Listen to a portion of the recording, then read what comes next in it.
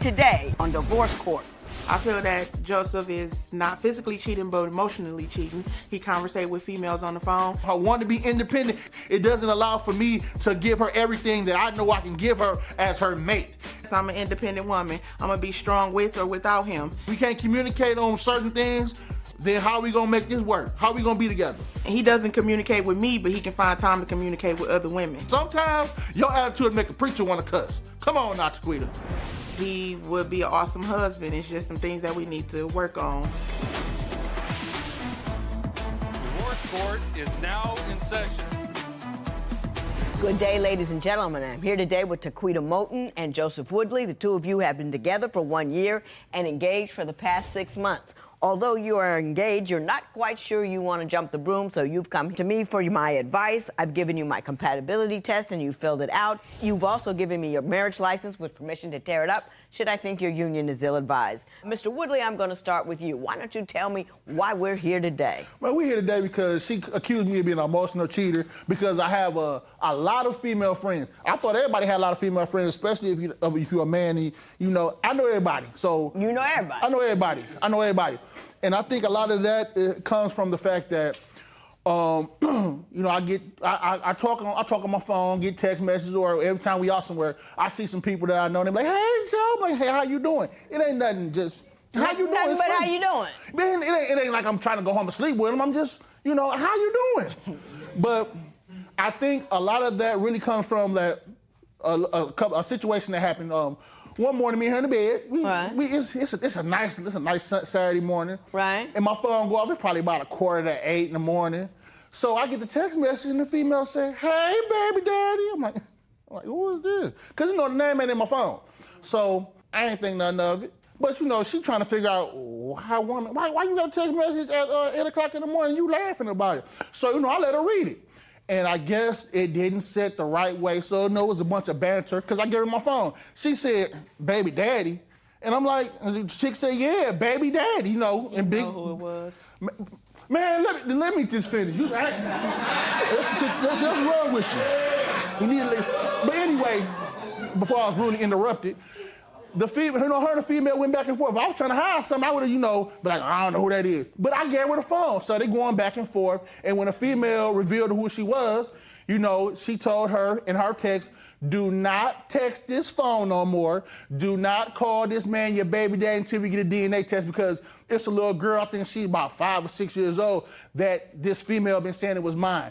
And I have been asking this female for the longest, can I please get a DNA test? She said, yeah, you can get a DNA test, but never gave me one. But she gave me results. Man, but hold on though. But let me finish. I was trying. But anyway, so when the baby came out, it wasn't mine. I ain't hear no, well, Joseph, okay, I understand that females is messy. I'm gonna just go ahead and let you have this. No, because I still hear about it still to this day, and that happened a while back. And if I'm trying to hide something, why would you give her the phone? Exactly. But how am I mostly cheating though? Ms. Moten, are you mad because some free radical woman out there was trying to be messy? So yeah, that situation where he said happened, but he not telling you that the day after, she texts me, because I know the girl, I know who she is.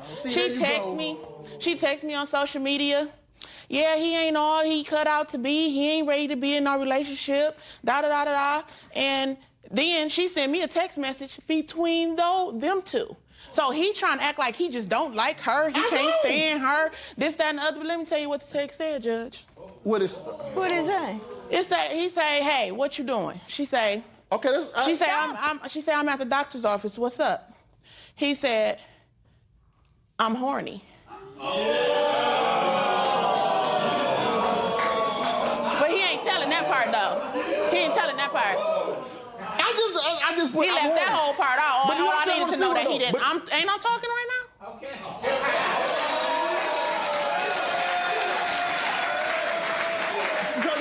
Anyway, he didn't want to tell that part. Mr. Woodley, clearly that happened, because I can see it. You see it's written all over your face. Do you stay in contact with women out there like that, just sexting and flirting and this and that, just because it's fun and you can? No, see, okay, this particular situation, I went about it the wrong way, unconventionally, but I'm trying to make sure that I make this female, you know, think we were still cool, because I want this DNA test, you know, because you telling folks that, you know, I'm the baby daddy. And Let's mean you move gotta on, tell because her I you don't, you know, even on a bad day, I wouldn't believe that.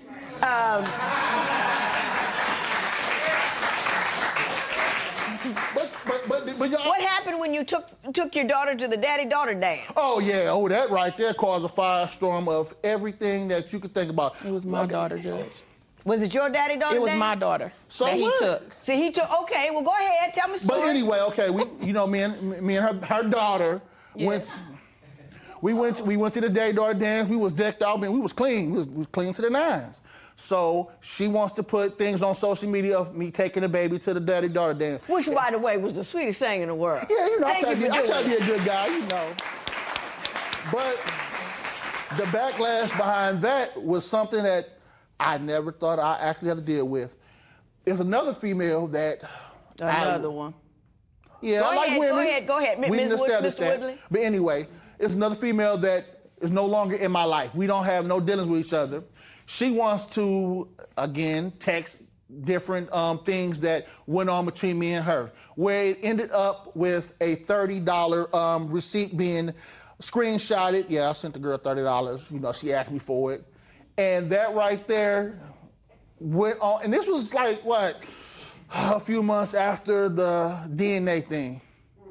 Why? What's that got to do with the daddy-daughter dance? But she felt that since I had a good thing going, I'm going to go ahead and put my 2 cents in and try to disrupt that, because she probably wanted me to come back and she wanted more than $30. She probably wanted this chocolate man standing right here. So, you know, hey, why not? Baby, you know. But hey, and you know, and guess what? The female did exactly what she set out to do, cause some disgruntlement between me and her. And so, you know, she want to say, what you was doing with her? Was y'all messing around? And then she kept on, again, she wanted to go back and forth with the female, texting and all. But this female was bold, though. She called my phone. As soon as the phone rang, not even 2 seconds of me saying hello. And, you know, she got some nice size hands. She grabbed it. What you want? I said, Ms. Moulton, did you put her in check? Oh yeah, I checked her. It ain't no problem with me checking her. But he not let it be known that he was conversating with her. He was giving her false promises, saying he was coming back to where she lived at. She told me that he was supposed to been coming home and this and that, and telling her how I'm your man. I'm the only one that paid the bills in the house, which was a lie. Because if you ain't paying no bills, you ain't gonna be up in my house not paying no bills. So he had to be paying something. And that's like I told her, those little $30 wasn't nothing. If you needed that, honey, I could have sent you that. You could have let me know you needed it. Yeah, and I would have sent it to you. We all for charity. We get blessed by giving blessings. Mrs. Moulton. you see what I did with y'all? You see what I did with? If I were you, Mr. Woodley, whatever nonsense I was doing, I would stop. Because you with the wrong woman with that. I'm not doing nothing, You with the wrong woman Judge, for that. I told him that in the beginning. Now I want to talk about Ms. Moulton's OCD. She took every towel that was folded up, dumped them out, and just threw them on the couch. And she sat there the whole time she folded. This is why I don't want you folding my towel.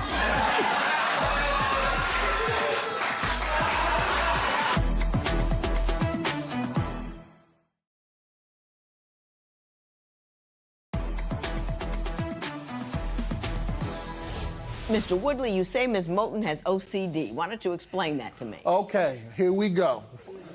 I understand that people are very particular about certain things that they have in their life, but she takes it to a different level. I've been cleaning house. As you know, I'm old. I'm in my 30s. I've been doing housework and domestic duties for over 25 years. So I think I'm pretty much seasoned at it. In her eyes, no, I'm still a baby. I'm just jumping off the porch. I can't do laundry right. She has a particular way she wants her laundry done.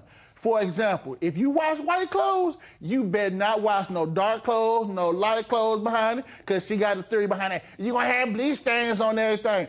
My thing is, I know how to wash clothes, so what's the point? But on this particular day, she came in there. It was very nice outside. We was just chilling.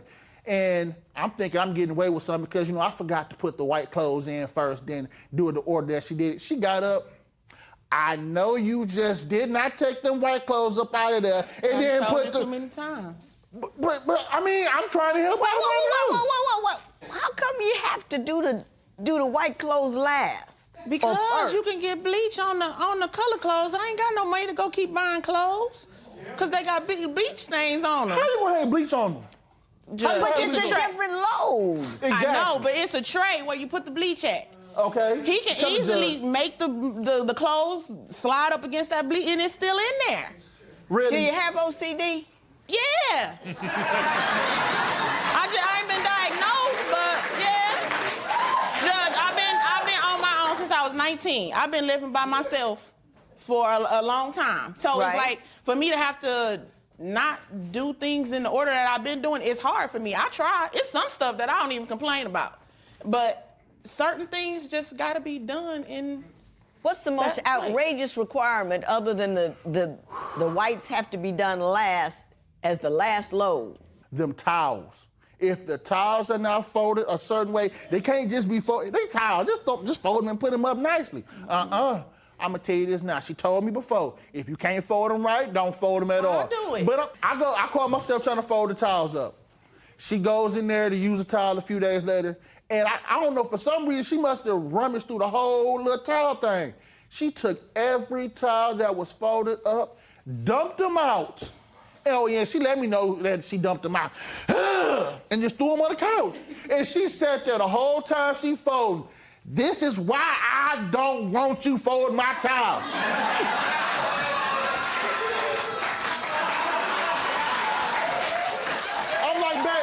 I'm like, baby, they're getting folded. If you can't do them right, don't do them at all. And and then she get that little look on her head, I'm like, you know how the women be. I'll be like, really? So. Ms. Moulton, now let me talk to you. I get women in here who would do anything to get their husbands or their man to do any kind of housework at all. He's willing. Are you beating him up about the way he does it? It's limited space in my house. So if I need you to fold this towel 3 times instead of flat 2 to make it fit, then I need you to do that for me.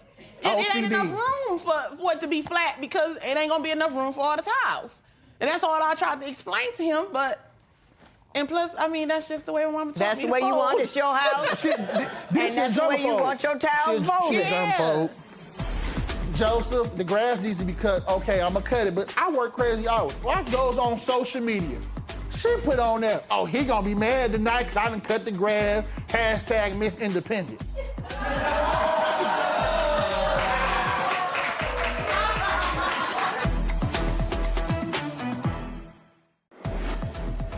How do you handle exes interfering in your relationship? Tell us what you think at facebook.com/divorce court. Divorce Court will be right back.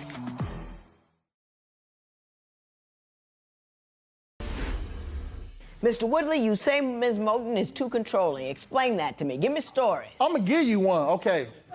We have a routine. We go to church together because we try to worship together.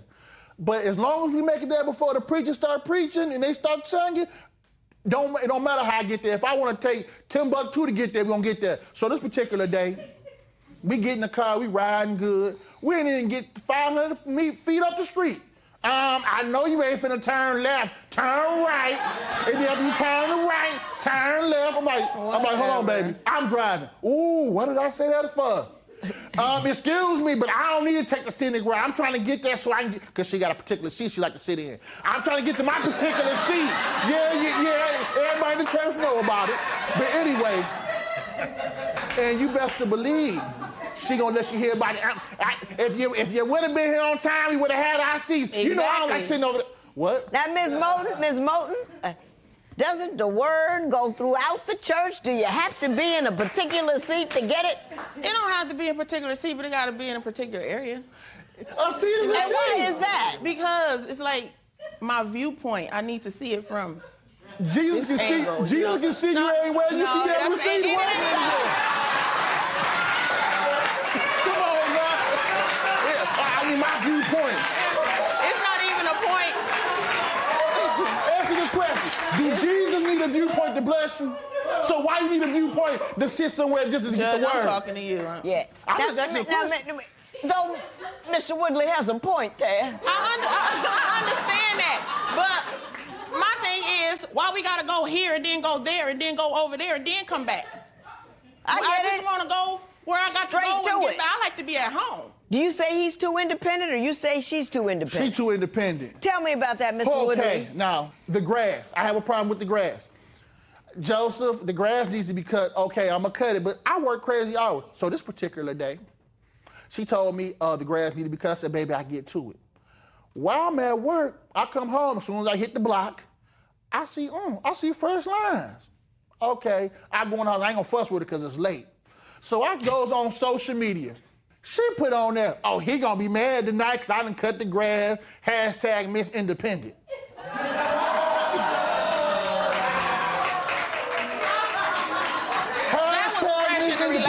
That was fresh in the relationship. I don't care if it was 2 days old. If I'm supposed to be Stop, Miss Moulton. Do you do that kind of messy stuff? Put on social media? I was a social media freak then.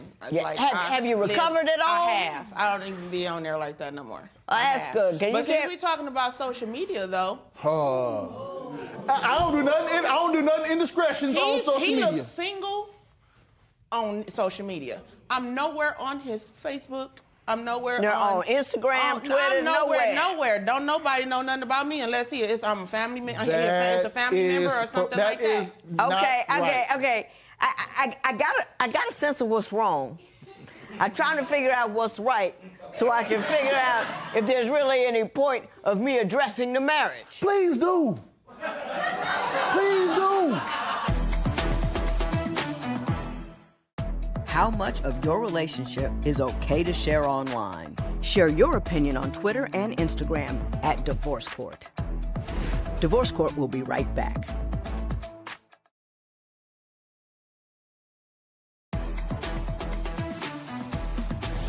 I came in here, I was tired, my arm was hurting, I want to go home, and then I ran into y'all.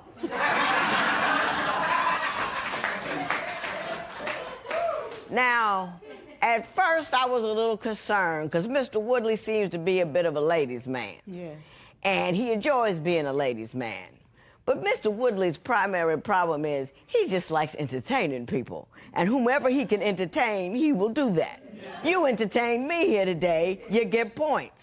You were equally entertaining, Ms. Moulton, which is why I think you guys need to get over your petty differences. You need to get over what's wrong, because both of you are a whole lot of person to deal with. You know what I mean?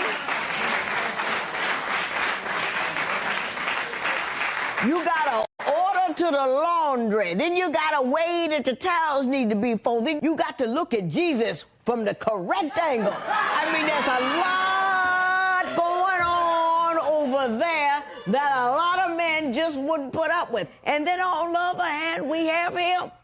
He is loud, he is boisterous, he is too much all the time.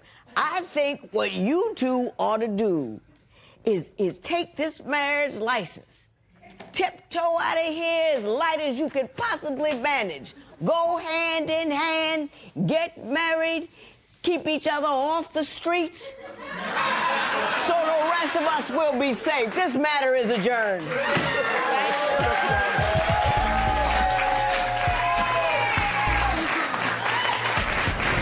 The best advice that I got from the judge is to stop being controlling and to control my OCD.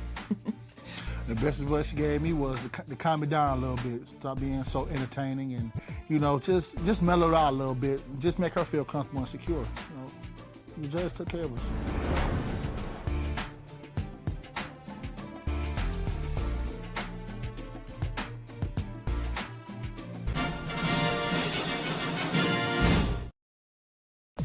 Today on Divorce Court. A May-December romance is one in which the parties have a huge age gap. Relationships are hard enough, but can you imagine being in a relationship with someone who's the same age as your mother or adult child? Today, we're going to meet Juliet and Ryan. They're ending their marriage because they couldn't bridge the generation gap. Let's go see what went wrong. Divorce Court is now in session. Good day, ladies and gentlemen. I'm here with Juliet Musgrave and Ryan Musgrave. The two of you have been married for 4 years, and you do not want to be married anymore. Mrs. Musgrave, you are looking for a dollar amount associated with this, and we'll talk about that later. But why don't you tell me how we got here to divorce court today? Well, my husband and I, like you mentioned, have been married for 4 years. During those 4 years, we have drifted apart so far to the point that I don't know who he is anymore. We have nothing in common. Nothing in common. And we argue constantly. Do you think any of that has to do with the 21-year age difference? Because you are 21 years older than him. 20. 20 years old. To get it right, that's all right. Give me that 1 year. Yeah. Do you think that has anything to do with it? Definitely. Okay. Give me some examples of some of the things that have gone wrong. When we first met, we met as friends, and then it grew into a relationship quickly. We were married within 8 months of meeting each other, and we didn't really know each other. We had to figure things out during that first, 6 months, and found out a lot that I didn't know, a lot I didn't like. Ryan's very secretive with a lot of things that I found. Tell me some stories, some things that he's done. For example, his cell phone, he's very guarded with his cell phone. It's always been locked, never have access to it. And I thought it was strange, but I kind of dismissed it. And one day he left it unlocked, and I was curious, and I looked, and I found messages on an app that he had to another girl, to another woman, and very sexually explicit. And I asked him about it, and he said that there were old messages from a long time ago, but that didn't make sense to me. Mr. Musgrave, did you have sexually explicit messages between you and another woman on your phone? No, not at all. So she I just have made no that idea. up? Yeah, I have no idea what she's talking about. No idea what she's talking about at all? No. How about the person in your neighborhood that was much older? Okay. You want to tell me about that, Yeah, Mr. Musgrave? no, not that. The whole messages thing. Okay. It was when we first got together. We weren't even married yet. I mean, we just got together. I mean, within, I don't know, a month so or you two? do remember I remember it now, yeah. Oh, It was about a okay. month, but we weren't even together like that. And yeah, I mean, before I met her, I was on a site. So Doing whatever because you were single. Exactly. But when we were married like that, that never happened. I was very faithful up until this other woman in Texas. So how did you end up spending the night in jail? Ryan and I had an argument that got really heated, and police ended up being called, and I was taken to jail. Ryan accused me of being unfaithful to him, and that's what started the argument. And I was trying to be really mellow with it and not have it escalate, but he gets angry and it escalates really quick. So it's what he thinks is what's the important part. What's your version of that event? That day I was very, very down, depressed. I wasn't heated. I wasn't getting mad or anything like that. She wanted me out of the house and I wasn't gonna get out of the house. So things escalated like she said, and the cops were called and she was taken. Who called the police? I did. Okay. I did. And she was taken down? And then when she came home, she had a restraining order on her. She didn't get to come home. I moved another woman into the house. Yes. Yeah. A day and a half later, he moved somebody else into my home and locked me out of it. My belongings, nothing. I wasn't able to take anything. Was she charged? No. No, I didn't file. I did not. No. Did you use it as a move to get her out of the house so you could get another woman in the house? No. It just happened when she was out. I didn't do it purposely to get the woman to come in at all. But you were seeing that woman already? No, not like that at all. It was when she went in. I mean, me and this other woman, I think she's maybe 10 or something years older than Juliet. So, Yeah, so that's 30 years. She's an older woman? Yeah. So it just happened really fast. How did she get to move in? It was like, hey, I got an empty room, come on. Basically, yeah. I said that sarcastically and I got stuck. But at that point, I have something to add. our relationship was over, though. I mean, I was down and depressed that day that the cops were called because I did everything I felt like I could for the relationship to try to get it to go better. But all in all, it wasn't. And when I met this woman, I found happiness again. I knew what happiness was. You met her the same day that she went to jail, or you already knew her? I already knew her. She lived in the neighborhood. I mean, I already knew her, but it wasn't just the day that she left. I mean, it was more than a day and a half. More than a day and a half. Yeah. Wow. Mr. Musgrave, if you take this long finding something that's somewhere close to the truth this entire proceeding. We'll never get anywhere. You keep walking around and around trying to not look as bad as the things that you've done, and it's exhausting me. Mrs. Musgrave, what do you have to say? Well, he mentions that he was at the point where our relationship was over. I had no clue that it was over. I thought we had just gotten in an argument, and when I came home, we would work through the argument. Right. We would still be married. I had no clue that he was seeing another person. When I finally did speak with him months later, he told me that he found his soulmate, that she was really somebody who he could relate to, and blindsided me. I wasn't ready for that at all. Another guy, though? I was not ready for that. Well, tell me what you say. She was kissing on another guy? Yeah, like a family friend picked us up, I believe, and I went to go walk into the house, and I just happened to turn around, and I see her and the family friend just casually kiss. It didn't seem casual. It seemed like they've done it before. It seemed like I've never seen him kiss anybody else before, like that, a friend leaving each other. He never kissed anybody, but they kissed that day in the front. She denies it and says, I'm tripping. I don't know what I see. I'm a delusion. Everything, like. What is your version of that event? We were walking the gentleman out, and you knew how you innocently give somebody a hug and you go to give him a kiss on the cheek. It was innocent. We actually met, Yeah, right. Like weird. And we kind of looked at each other. Yeah. We were both amazed by it, hug. like embarrassed, and that was it. That's what he saw. They kissed before they even hugged. No. Yeah.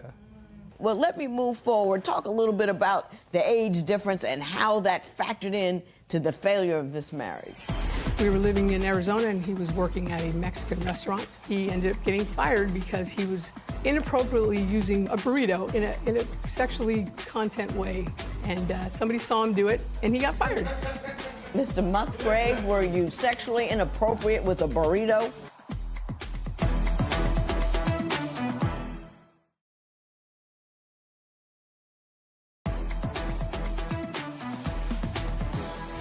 You say you believe that the age played a factor in the ending of the marriage. Why do you believe that? We grew up in different eras. Right. Everything from work ethic to hobbies, what our likes and dislikes in music, how we feel we should treat other people. I mean, we were just raised differently. I've always been brought up to believe that hard work is what you need to do. You get up, you're punctual, you show up every day, you listen to your boss, and you respect them. One example is, when I met Ryan, he didn't have a job. Or if he did, he didn't last very long at that job. We were living in Arizona, and he was working at a Mexican restaurant. And shortly after getting hired, he ended up getting fired because he was inappropriately using one of the food, a burrito, in a sexually content way. And somebody saw him do it, and he got fired. Mr. Musgrave, were you sexually inappropriate with a burrito? Yes, it was. Do you feel a little ludicrous about that? I mean, because it's a ludicrous thing to do. No. No, you just... No, not at all. You just felt it was unfortunate that you got caught. Yeah, absolutely. But that doesn't make any sense. You don't mess with your dollar. You don't go do silly things at work. You know what I mean? You're right, and You don't get I felt fired bad when about somebody's- losing that job, so I'm like, 2 days later, I had another job. I mean, I'm not sitting there not working or anything. I mean, I went to school. I had 2 jobs. I mean, I was really trying to put my foot forward. I don't know why you. Was he going to school and had 2 jobs? At the time when I helped him get this job in Texas, he was supposedly looking for a job and never found one. So he ended up getting this job. He worked at it. He was really good at it. But he ended up getting a little bit too full of himself when he was doing his job. And he thought he was untouchable. His boss confronted him about him doing maybe a subpar job, and he began to argue with his boss and began to be belligerent to him. So he got fired from that one. Didn't think of the repercussions, how it was going to, affect the family. Mr. Musgrave, what do you have to say about that incident? I got upset and I disagreed with the owner. I got upset with him, and I'm going to stand my ground, and he basically let me go because I stood my ground.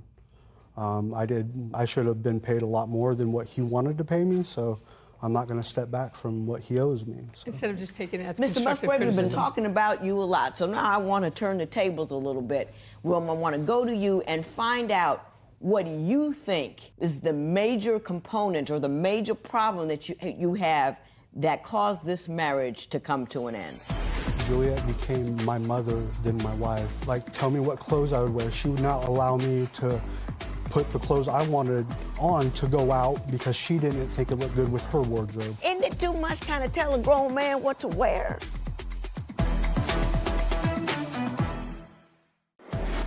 Do you think a 20-plus year age difference is too much for a relationship to work? Tell us what you think at facebook.com/Divorce Court. Divorce Court will be right back.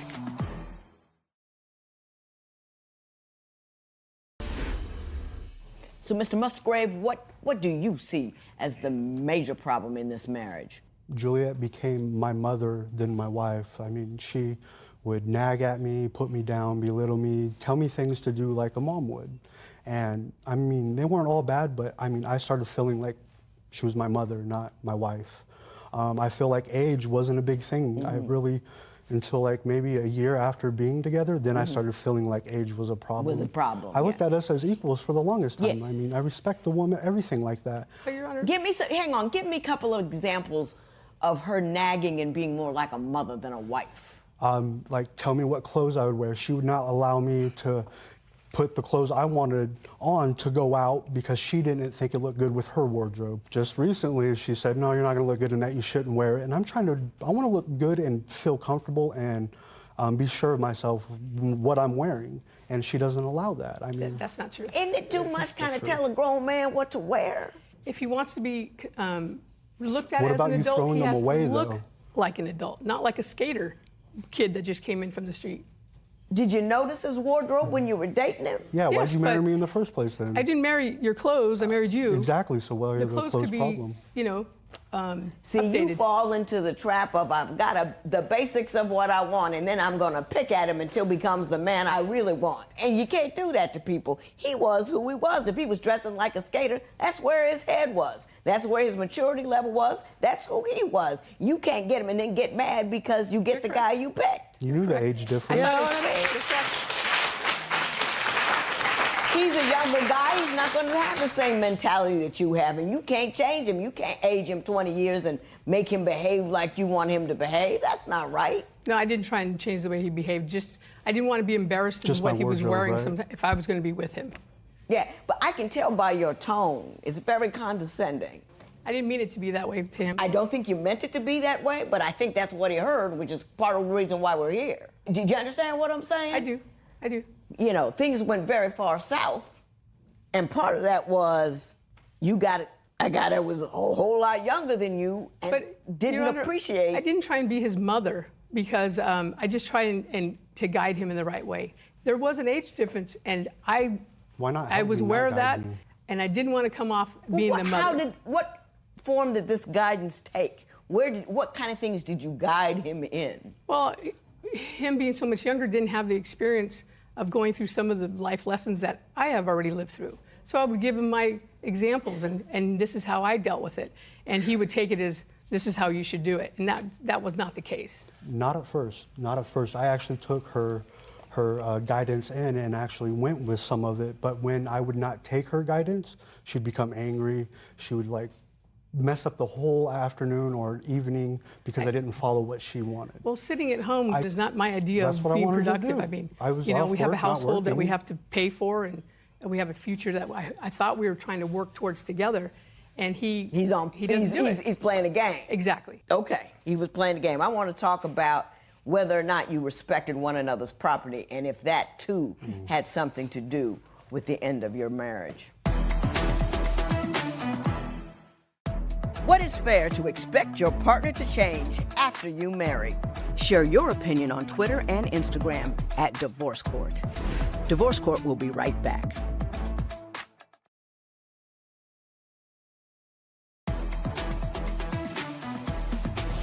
In the beginning, you were buying him a lot of stuff. Then you said once you stopped, he got angry. Could you very briefly tell me what that was about? I stopped buying him things because I felt he was already given up on the marriage. I told him, I'm not going to provide you with things if you're not going to pitch in together to make this marriage work. So I told him, if you quit the company, then you end up, you don't get the company benefits. So why am I going to buy you things? Right. Did that make him angry? Yes. He says, you should still buy me things that, you know, I want to have, like nice clothes, expensive cell phones, things like that. He felt entitled to it. Did you ever buy me a cell phone? Mr. Musgrave, did you feel entitled to a whole lot of stuff that she was buying you? If I asked her for these things, then yeah, I wanted them and I should have got them. I feel like at that time, because everything I've done for this woman, I feel like I've done a lot, and yes, I do deserve it. But at the point where she's probably talking about, no. I quit the company. I'm gladly going to quit the company. Yeah. I really don't care about that. Okay, It's not, I got it. I got it. You want $283 from him. What for? In 2015, I left Texas, left him. I knew the marriage was not going to work anymore, and so I came back to Fresno. And shortly thereafter, he calls me 3 months later, tells me the relationship he was in at the time wasn't going to work. Can I pay for him to come back home? I was supposed to leave with her that night, though, that she also left. So I did. I left. Transpired. When I was here, I was working at a job. I was getting up in the morning to get in my car to go to work out of town, and I back up, and all 4 of my tires get popped by somebody who had put pieces of wood with nails in them, and so when you back up, all of them pop. Mr. Musgrave, was that you? Yeah. And why did you do that? If I would have never came out, I came out and told her because I felt bad about it. I felt guilty. I felt Not like, bad enough to pay it. No, I'm not going to pay it. I mean, everything that I've lost in this marriage, I'm okay with it. Emotional. I've lost a lot of money. You know what, people? Your Honor, I have receipts here. Okay, thank Of the you. cost. I have an estimate. Mr. of the Musgrave, bill. you don't think you should pay it because of all the things that you did in this relationship? No, I mean, it was my car, too, at the time. I recently had signed over the title to her, but at the time, it was my car. I mean, I was getting no use of the car at all. She was, like, taking it for whatever she wanted, not letting me use it. I got it. This is what happened. You got a guy who wanted a bit of a sugar mama, and you closed your eyes to it. And you didn't say, why does this guy, 20 years younger, want to get in this relationship with me? You didn't take a good look at it because it was 8 months, and you fell into it. And whatever things that you saw were wrong, you say, well, once I get him, I'm going to tuck him up, going to get him together, going to get him right, going to get him grown, and you got mad when you couldn't get it done. No, I thought... No, I think so. I think he's half a jerk. I think if you paid more attention, you would have seen that he's half a jerk. Oh, I know I would have. And, you know, that's on you for not paying attention. True. Mr. Musgrave, you could be a better guy. I think you use women. I don't know if you're doing it now, but I think you used her, and I deserve this and I deserve that. You don't deserve nothing. Everybody gets into marriage and works and do what you got to do. And I'm going to tell you, when you do damage to somebody's property maliciously, you pay for it. Exactly. $283 in favor of Mrs. Musgrave. It is so ordered.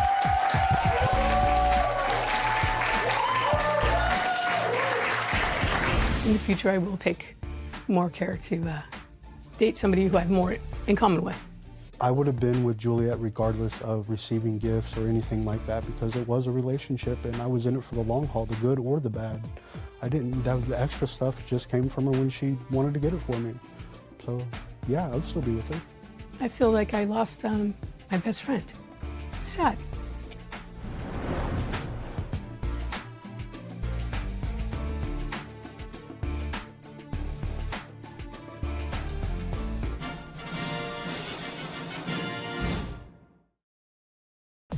Today on Divorce Court. I recently called off my wedding date because I can't trust Cornelius. She canceled the wedding date because of trust issues. I caught Cornelius on a dating site asking for sexual favors. When I confronted him about it, he said he was bored. I feel like we could say a wedding date and still be able to cope with each other. I want the judge to tell Cornelius there's more positive things in life besides looking for different women all day long. Pastor, I want you to leave all this crap behind us. I'm done with all that. Let's go. Cornelius, you need to change or we're not gonna be together. Divorce Court is now in session.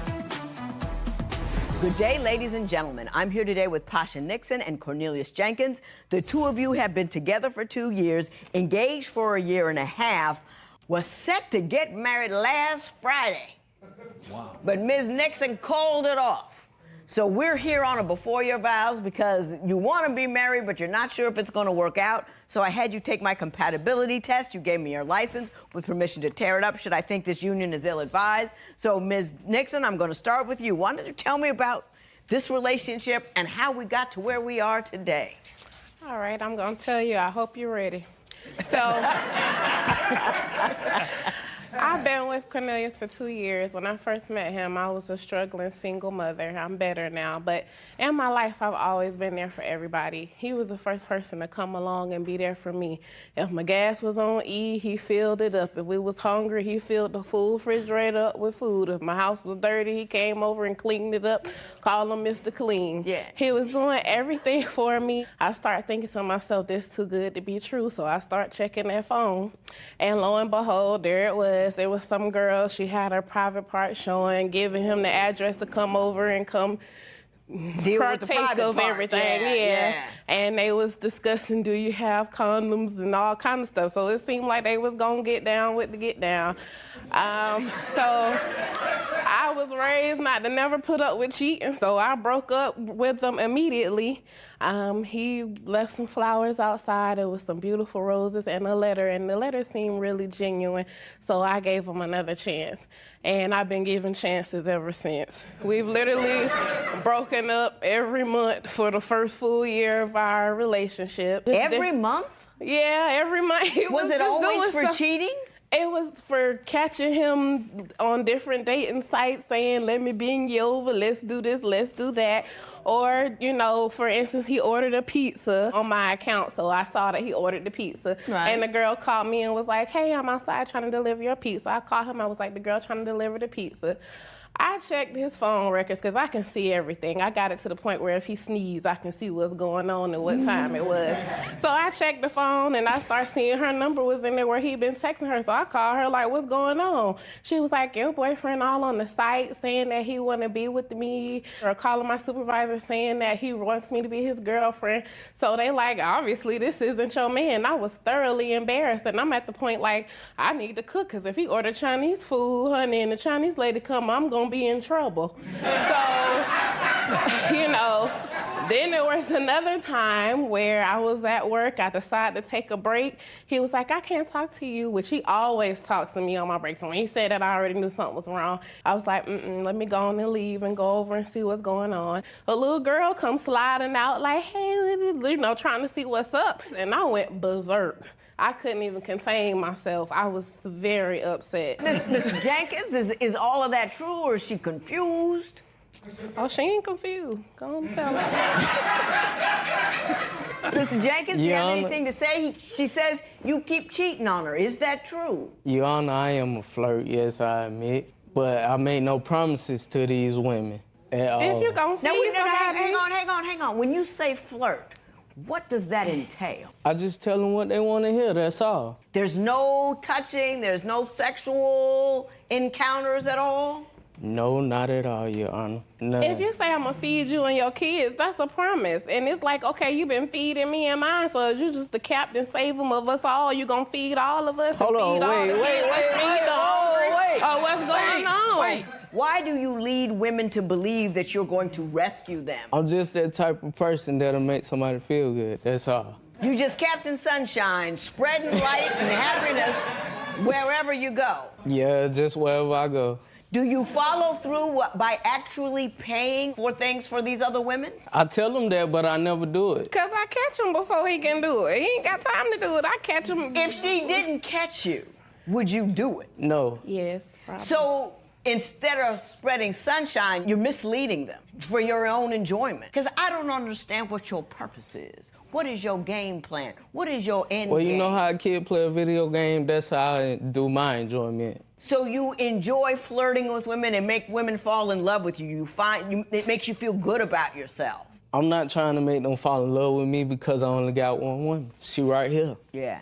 But what are you calling them for and telling them you're going to pay their bills and I stuff? never called them. It's just text messages. It's never called. It doesn't really matter. Smoke cigarettes, it doesn't matter. Do you tell them that you're going to be somewhat of a knight in shining armor, but don't intend on I never doing tell it? them that I leave my woman for them. They don't know you got a woman. They think They that don't finna know, be but in the I never game. leave her, though. That's what I tell her. But I what never are you leave her. getting out of it if it's not sex?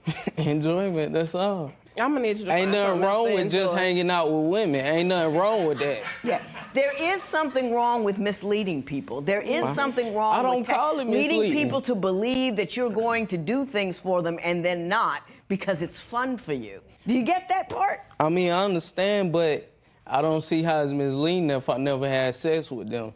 So you think the lie about making them feel like you're interested in them and then not really being interested, you don't think that hurts them at all? No, because they probably lying to me too. No moral compass at all. I mean, you just out there. Woo! Ms. Nixon, I guess the question that I have for you now, Ms. Nixon, is why, on a monthly basis, do you allow him to return? We've got to talk about what's happening in your head that lets this nonsense continue to mess up your day. You only text message other women when you're drunk, and you only have sex with them when she puts you out. Yeah, when How she tell often me does it's she over. put you out? Every month. Once a month. So you do have sex with other women at once a month about? It don't happen all the time, no. Why do you keep allowing this to happen to you?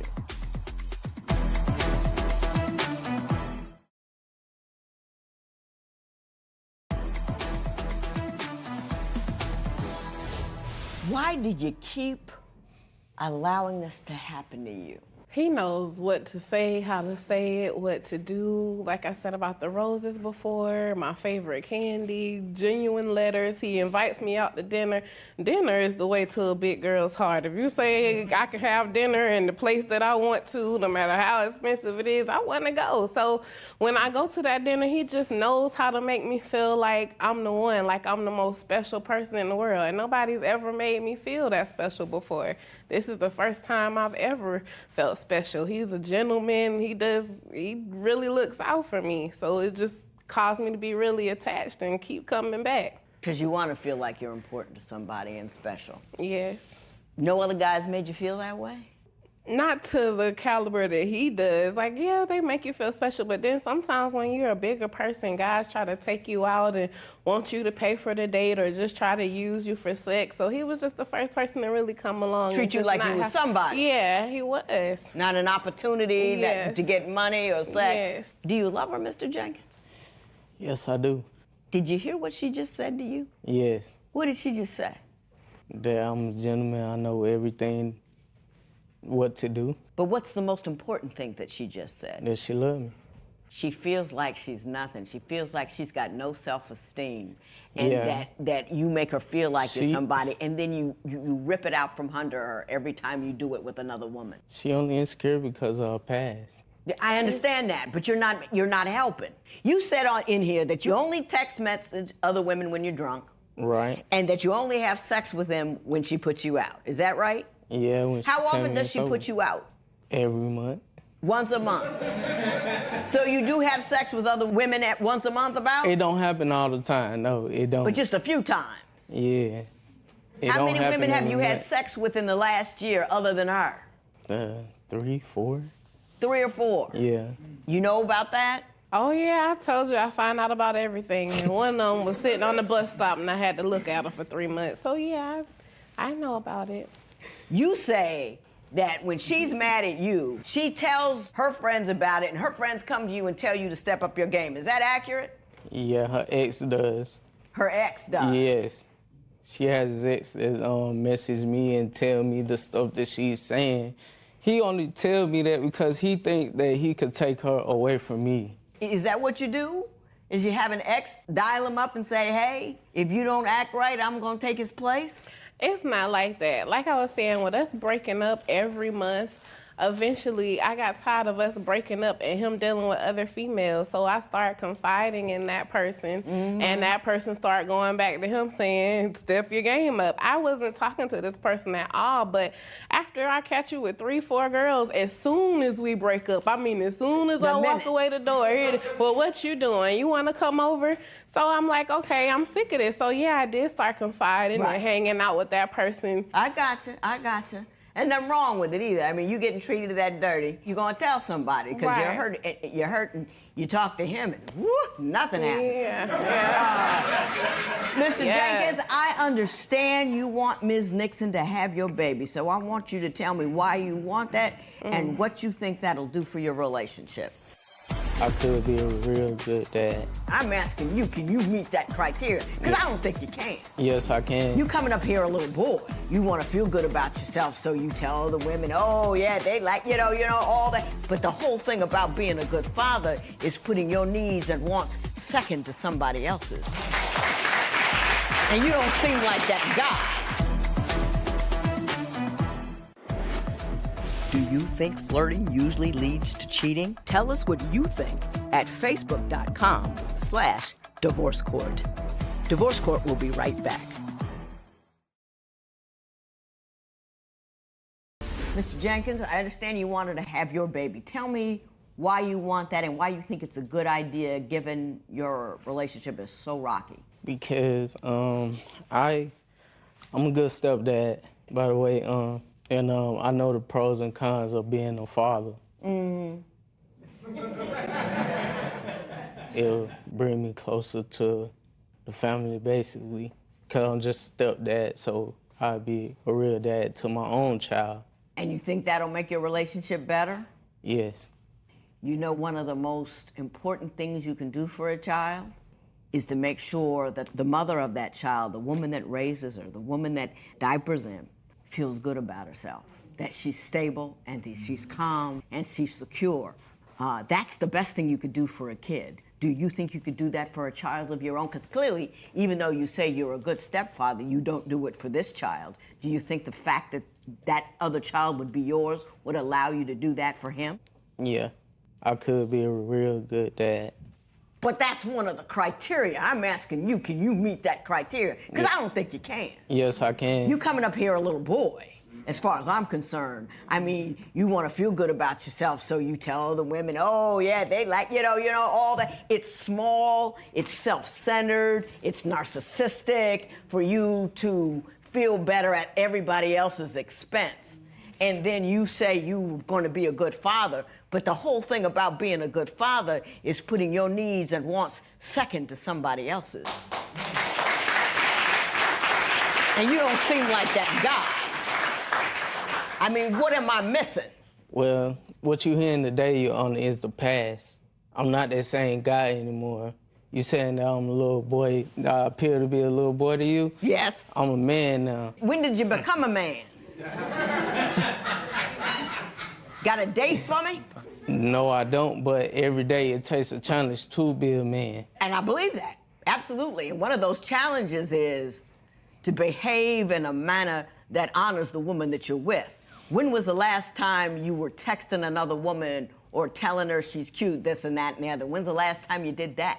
Ooh, so long ago I don't even remember. That's in my past, you know. How long ago was the last time he did that with another woman? He has not texted anyone in a long time. How but long is long? Maybe at least 8 months or so, 8 or 9 months. Oh, well, wait a minute now.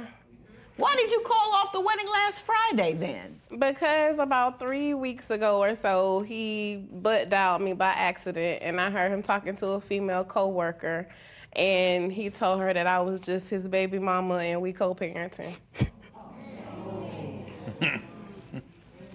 Same thing. Precisely. Oh, wait. Well, hold on, wait. The only reason why I do that because, like, every day, like, I meet strangers on my job. Like, the only reason why I lie to them, so I'm like a private person. He was like, telling I like the to truth keep about my everything stuff else, private. though, except for me. Saying that you have a woman and you're engaged and about to get married, that's not something you need But to the keep private. people that I want to know knows. Except for the women that you probably attracted to. Don't make any sense. But Doesn't I'm make not any sense at attracted to all. nobody, though. A woman needs to know you're taken. You right. And ever since after that, After made- all after 3 all- weeks ago. yep. Yeah. 3 weeks strong. After that, all the girls that I done ran into, I'm taking. All right. I have some things I want to say. How long would it take for a formerly unfaithful partner to regain your trust? Share your opinion on Twitter and Instagram at Divorce Court. Divorce Court will be right back.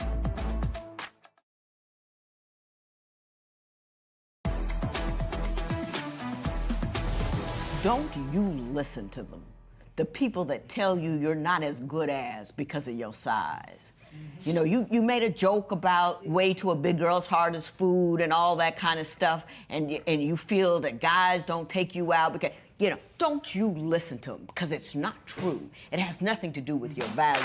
You are intelligent, you are kind, you are beautiful. If you don't want to be big, you can always go and work out or do something. Or people can't fake smart. People can't fake kind. People can't fake all the good things that you have. You can adjust your weight, but they can't, you know.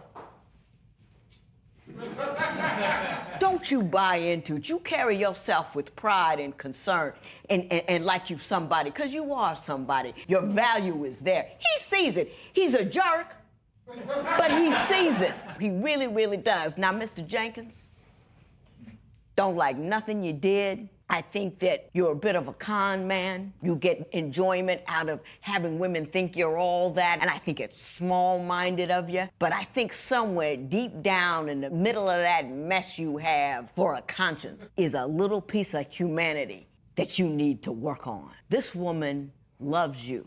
She wants to give you her life, and she's trusted you with her child, and apparently you showed up as half a decent father. Am I right about that? Father, yes. You take that little bit of light that you got shining somewhere deep down in that dark soul of yours, and you turn it up a little bit and help it grow. You've been bad, you can be better. You've been small, you can be bigger. Because she's not going anywhere right now, but one day, you know what I mean? Mm-hmm. One day you'll realize how wonderful you are, and he'll become an option. Don't marry him till he ain't right. Okay. Okay. I know you almost did it Friday, but you had enough sense not to. I'm gonna slide this marriage license to the left and let it drop. Okay. You make him work for it. You make him worthy of you. And if you're not, step on. Prove me wrong, Mr. Jenkins. Prove me absolutely wrong. I'll send you a tape of the wedding. Well, I don't want the wedding. You can get the wedding. I want you to be a better person. I don't want her to be married to the jerk you're showing up today. You know what I mean? I want to get a letter from her in 3 months and say, right, this matter is adjourned.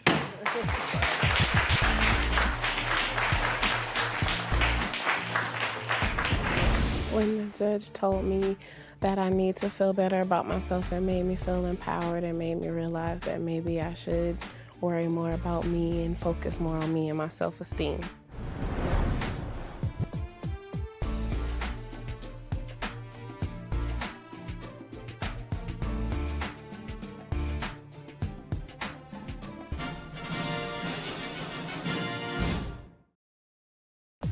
Today on Divorce Court. I love Alicia. We've been at this now for 3 years. But if she's gonna continue to lie, cheat, and not talk to me, then there's no way that we can be together. I think she's cheating on me. She stays out late at night. Her guy friends, they buy her hundreds of dollars worth of name brand purses. I don't trust it. I know she stepped outside of the relationship because girls have come and told me that they have. They've shown me pictures, they've shown me letters, they've shown me text messages. I feel like she gets away with lying because she's manipulative. Jamaica, I want you to communicate with me without calling me names, without telling me how bad of a person I am. It seems like she can say anything to you and you're supposed to just let it roll off your shoulder. I just want her to be honest with me, but for some reason she can't. Divorce Court is now in session. Good day, ladies and gentlemen. I'm here today with Jamaica Odell and Felicia Carrington. The two of you have been together for 3 years, engaged for the last 7 months, but you can't seem to work it out. You're living together, but you don't want to live together anymore. And Ms. Odell, you want Ms. Carrington to pay you a certain amount of money based upon the things that have happened in the house, and we will talk about that momentarily. But before we do, Ms. Odell, I'm going to start with you. Why don't you tell me what's going on and why we're here in divorce court today? Well, Your Honor, we're here today because I'm not happy with how I look. There's been a lot of insecurities that have built in me because of things that Valisha has said or done. To go back, Your Honor, I actually used to be a size 14. And I ended up having liposuction and graft facting to my bottom area. Oh, so there you go. Yes. So my You were before, there, my and then after. you went there. Yes, ma'am. And I was very comfortable at my size 8. When I was a size 8, we argued less. I didn't hear so much about other females anymore. And then, of course, as we kind of went down, we started arguing more. So I started gaining more weight because I started eating more. We have children, so I'm taking care of them. I didn't have time for myself anymore. And then that's when we started again, where it seemed like she was very unhappy with how I looked. And so I got suckered into that. With that being said, it seems like we argue more on my physical features, on the fact that I don't have a big enough butt or that I'm not small enough. You're looking right now, Your Honor, I have on an actual shape-shifting girdle. So it does. We all have a shape-shifter on. All of us. Well, it makes things smoother, and I do feel a little bit better when I'm wearing it. So, you know, it's just that I want her to be happy with what I look like, but it seems like we have problems with that. For example, I can tell you she was a part of a lesbian chat group on social media, and instead of actually showing off this beautiful woman that she's so in love with, she showed off my goodies in the group. Yeah, my goodies. Ms. Carrington, are you obsessed with the physicality of your woman, and do you make her feel insecure if it's not exactly what you want? No, I don't feel like I do. I mean, I tell her she's beautiful all the time, every day, 50 times a day. She hears it from everybody. We go out places. But I don't want it from everybody. I want it from you. Ms. Odell. You get it from me. You get it from me on a daily basis. Have but you don't ever accept it. said anything about her size, her physical? Never, not one time. Nothing negative. Nothing negative. Nothing negative. So Ms. Odell, she says she's never said anything. Now think about it. Is it what you're assuming she's thinking based upon what you think about the way you look, or is she actually saying things to you about Your the Honor, way you I'll look? say it's indirect. So it's more so we see somebody walking by, or, you know, she'll say, oh, look at her ass. Or she'll say, you know, she's built nicely. Or, you know, I remember when you used to, or my ex-girlfriend this or that. I don't need that. I don't care about your ex-girlfriend. I'm the current girlfriend. I'm the current fiance. Let's work on that. And to me, I take that at heart. It may not mean that, she may not say it directly, but that's how I take it. That's how you take it. Ms. Carey, are you comparing her to others? No, I wouldn't say that I'm comparing her to others. I mean, we go places all the time and we both make comments on how other people look. So I don't understand why it's an issue if I make a comment on how someone looks, but she can make a comment on how someone looks. So it's just, it's a flipping thing.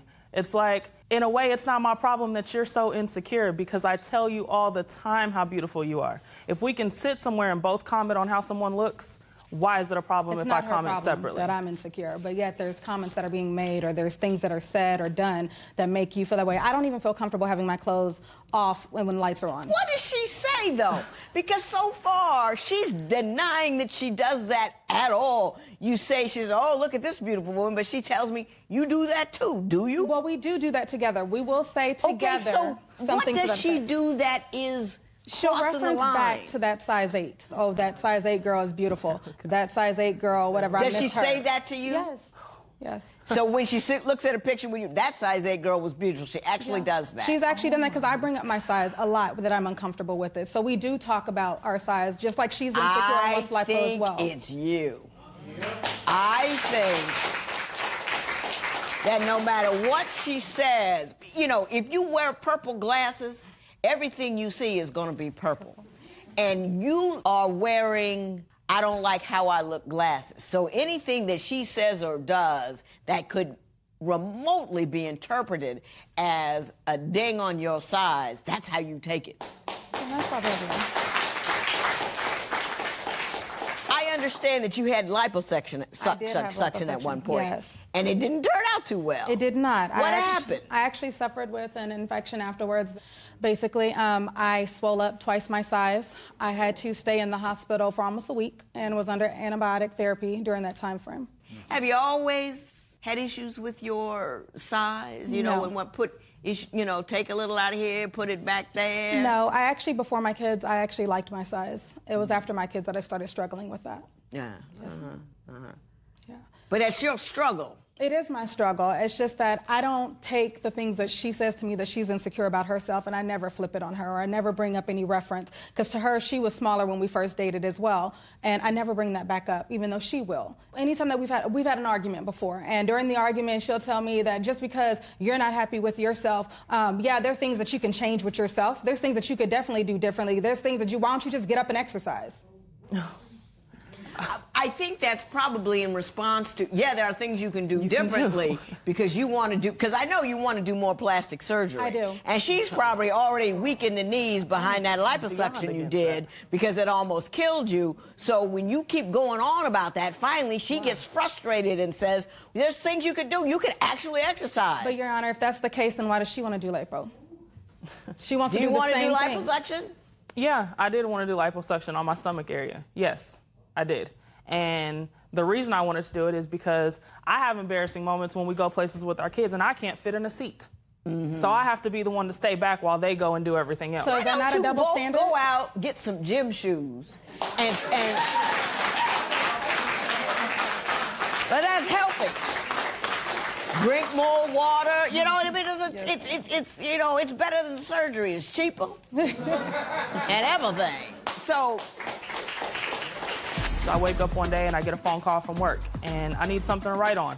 So I go grab a notebook that's on her side of the bed, and when I pull it out, it's a 10-page letter between her and a female that she works with. So if you're in a relationship, then who in their right mind would write a 10-page letter to another female?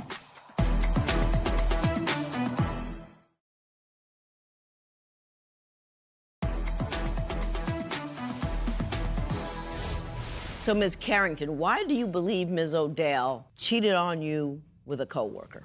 Because, I mean, I find too many things or I see too many things. So, I mean, for instance, I wake up one day and I get a phone call from work and I need something to write on. So I go grab a notebook that's on her side of the bed, and when I pull it out, it's a 10-page letter between her and a female that she works with. So, therefore, What did the letter say?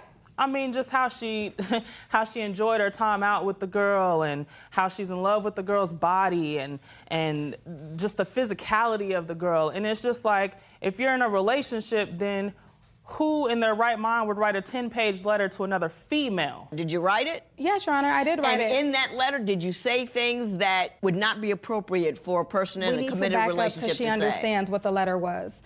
At the time, she was doing a bunch of things that she shouldn't have been doing. That was being brought to my attention. There was a bunch of things that were being not just said, but shown to me through social media. So therefore, this coworker that she's referring to and I decided to write a letter back and forth to each other. The part of it that makes what she, I guess, just leaves out is that it's left out. If I'm doing this in between somebody else, why would I leave it out? The whole intention was for her to find it in the drawer that she found it in. So she finds the letter, and then we even go back, and that coworker actually volunteered to talk to her to say, this is why she did this, because she wanted you to feel a certain kind of way that you don't feel whenever she's doing all of the things she's doing. Well, tell me what she's been doing. So she's been on social media and she's entertaining different chicks. She's telling them compliments, the same, they're beautiful compliments, and everything she tells me. I felt no different from any other girl that she could walk up to. The same I way felt you like felt no different she with the girl just in the letter, basically right? And you tell her the played same me things you or whatever tell the me? whole time because I was taking care of her. Because I was working, she wasn't. She was pretending to be working, but she wasn't working, which is what we come to find out later. I'm taking care of her daughter. I never did any of that expecting anything from her other than to be loyal. Were you flirting with folks on Facebook and whatnot? And were you telling her that you were working when you're not working? Yeah, I did. I mean, it was some innocent Facebook flirting. Yeah, I've admitted to that. She knows that. We've discussed that, so that's nothing new. So, I mean... Just because it isn't new doesn't mean it isn't hurtful. That's number one. And number two, if you're with a woman who's insecure, the last thing you need to do is to feed that insecurity by telling other women that they're beautiful. I mean, that's like, oh, this is where she's weak. Bam! Exactly. You know what I mean? And then wonder why she does weird stuff. Because she's been injured, okay? Yes, why did you pretend you were working and you weren't?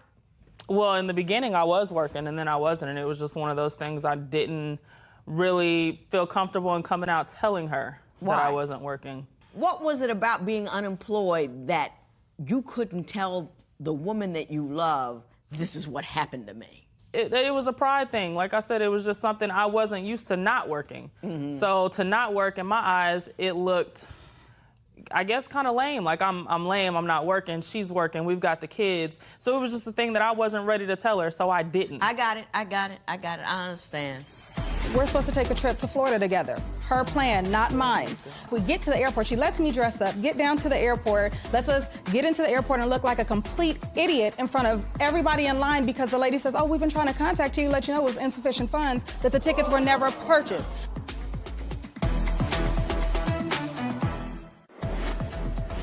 Would you support your partner having cosmetic surgery?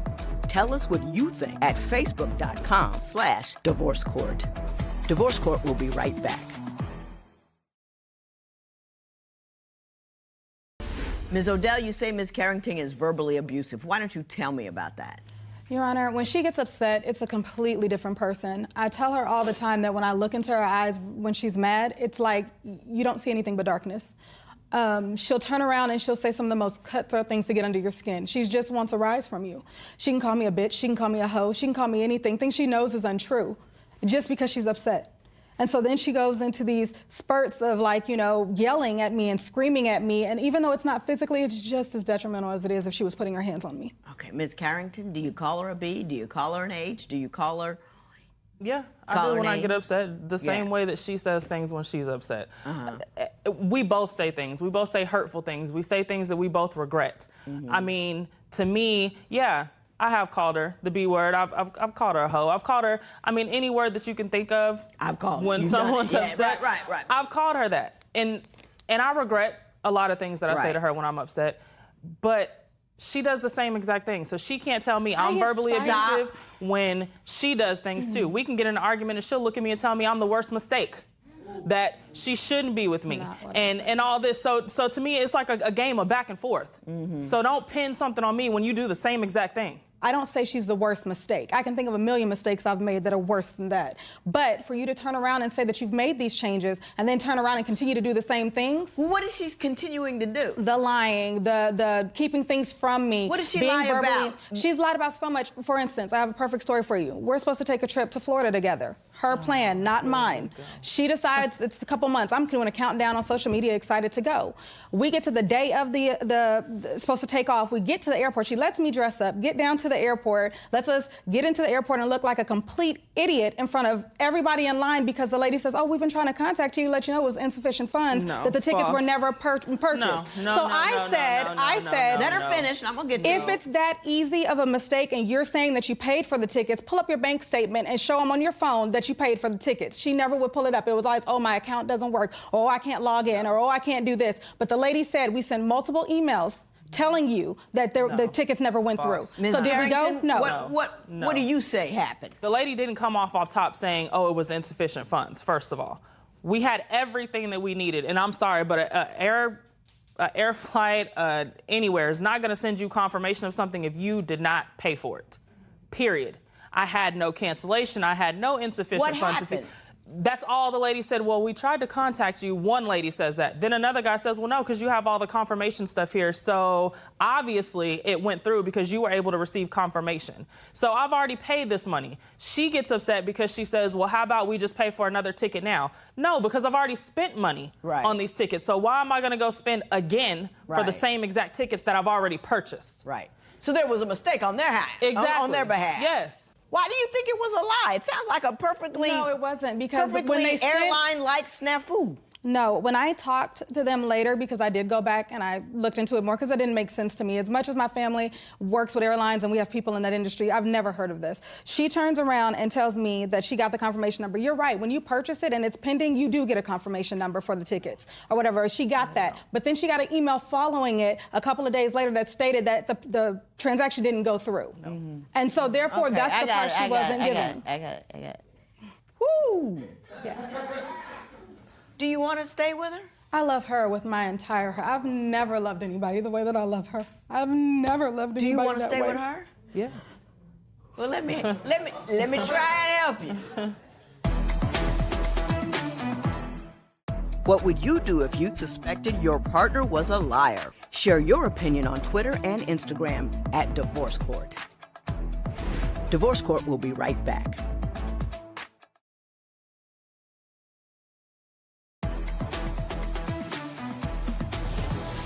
Ms. Odell, you want $900 from Ms. Carrington. I'm hoping that the relationship can be saved, but if you leave, you want $900. Tell me why. So part of her wanting to contribute was her wanting to take over some of the bills in the house. And so I did. I gave her the cheapest bill in the house, which was the utility bill, the electric bill. And I thought she was, and here's these lovely confirmation numbers again, that she made up and gave to me, and she told me she was paying it. 3 months down the road, my lights are off. And I'm trying to figure out why they're off. So I called to my company, and they tell me, now mind you, I've been with them for 7 years in great standing. I call down there and they tell me that Ms. Carrington has made phone calls asking for extensions every month. And every time that they've talked to her, I even listened to audio at the time from the representative where she was talking to them saying that we had a flood in our area and so her paycheck was late and so she needed an extension there, or that she was going to get an assistance check from a company. I got the idea, Ms. Carrington. She's got a lot of specifics there where you're paying fast and loose with the utility bill and taking them on a merry ride as to why you didn't pay it. It was more than just the utility bill, and there was other instances that came up where she would swear I didn't pay it, but it's all proved that it was paid. So yes, there were some things that do you have proof that she didn't pay it? I do have the bills that I ended up paying out of my account. So on my phone. did you take the utility room? Did you make all those excuses? Because those are very specific. I called and asked for extensions, yes, because I didn't have it. So I did the right thing by Did you tell calling her and you didn't have it? No. Or were you still telling her that you had a job that you didn't have? I just called in and asked. And she gave me confirmation numbers. Ego is a crazy thing. Ego, you know, they say pride goeth before the fall. That's, you know why? Because it's true. Ego it's absurd. Your ego didn't allow you to tell her, I can't do it. And that's what a partner's about. I screwed up. I can't do it. I was wrong. Whoops. Okay, baby, let's keep it moving. Listen, that was agreement. You guys were holding the house together. She doesn't owe you that $900. You owe the utility company that amount of money. She can get a job that would be fine to repay you, but that's not an obligation that she has to you that you can recover in court. It just isn't. I wish you all the best. I really do, but you got to get past this ego and insecurity, or y'all ain't gonna make it, not only with each other, but with anybody else. And so there will be no recovery in this matter. It is so ordered.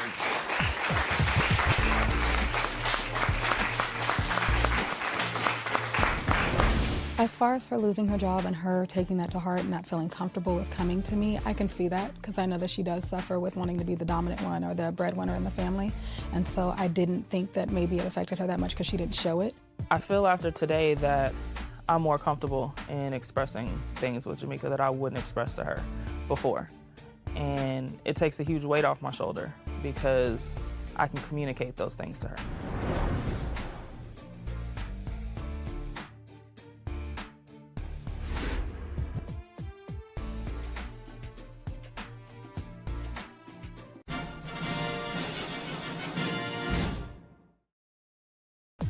Today on Divorce Court. I'm here at divorce court because I can't trust my significant other, Jonathan. I hold things back from Angela because I'm not sure as to how she's gonna take them.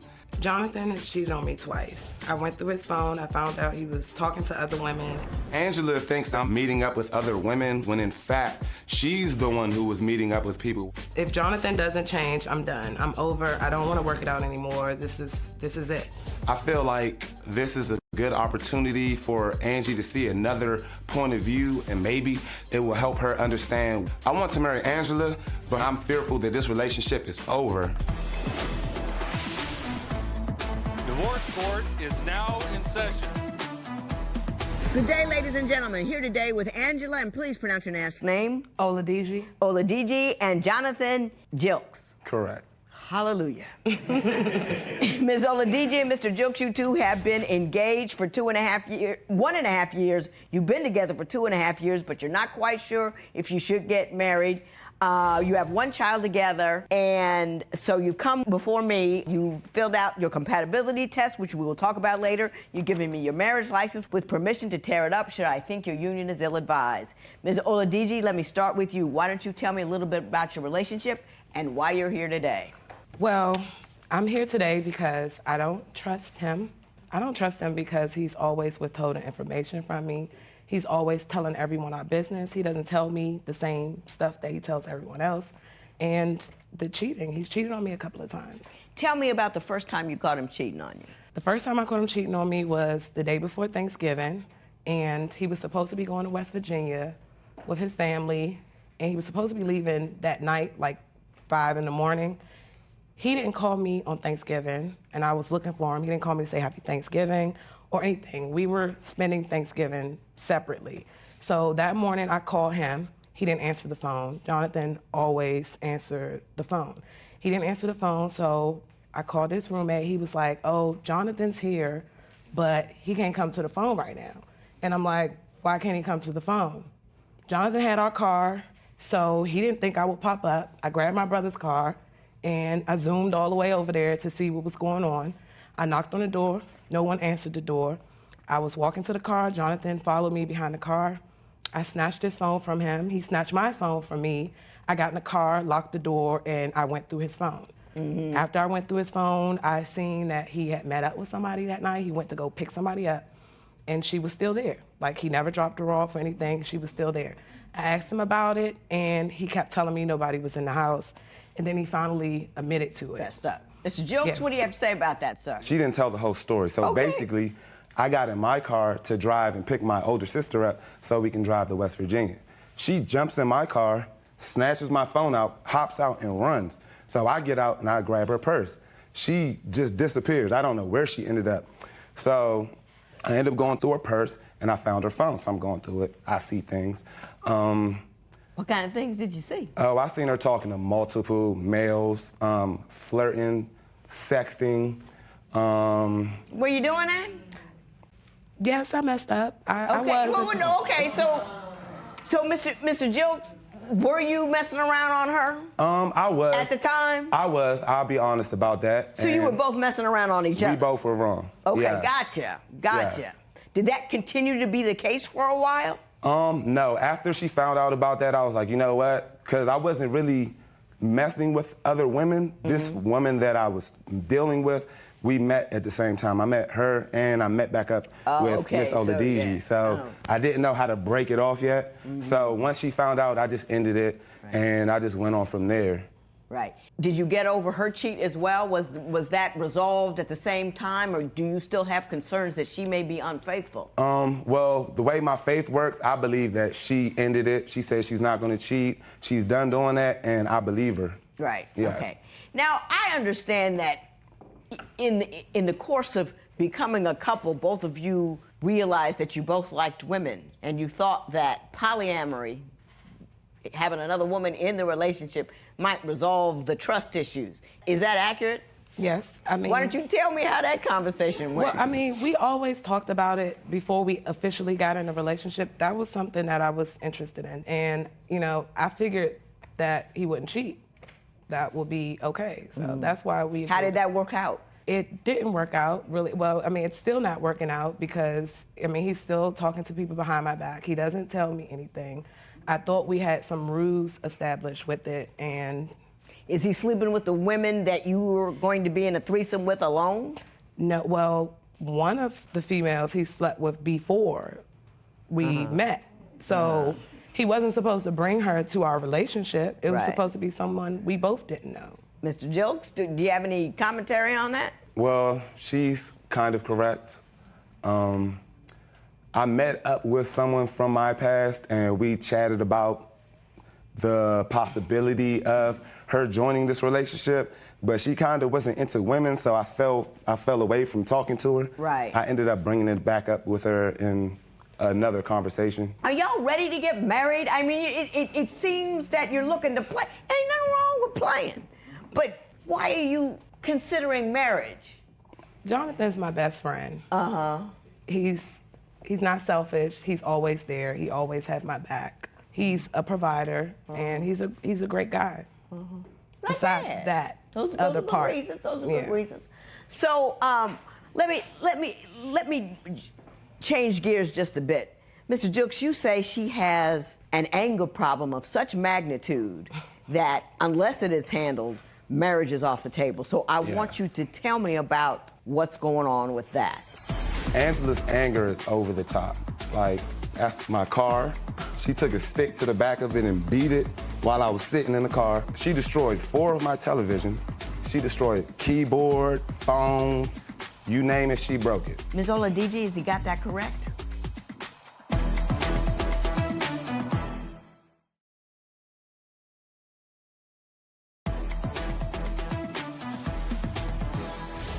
Mr. Jilks, why don't you tell me about her anger and give me some examples of what she's done and why she's done it? Okay, well, Angela's anger is over the top.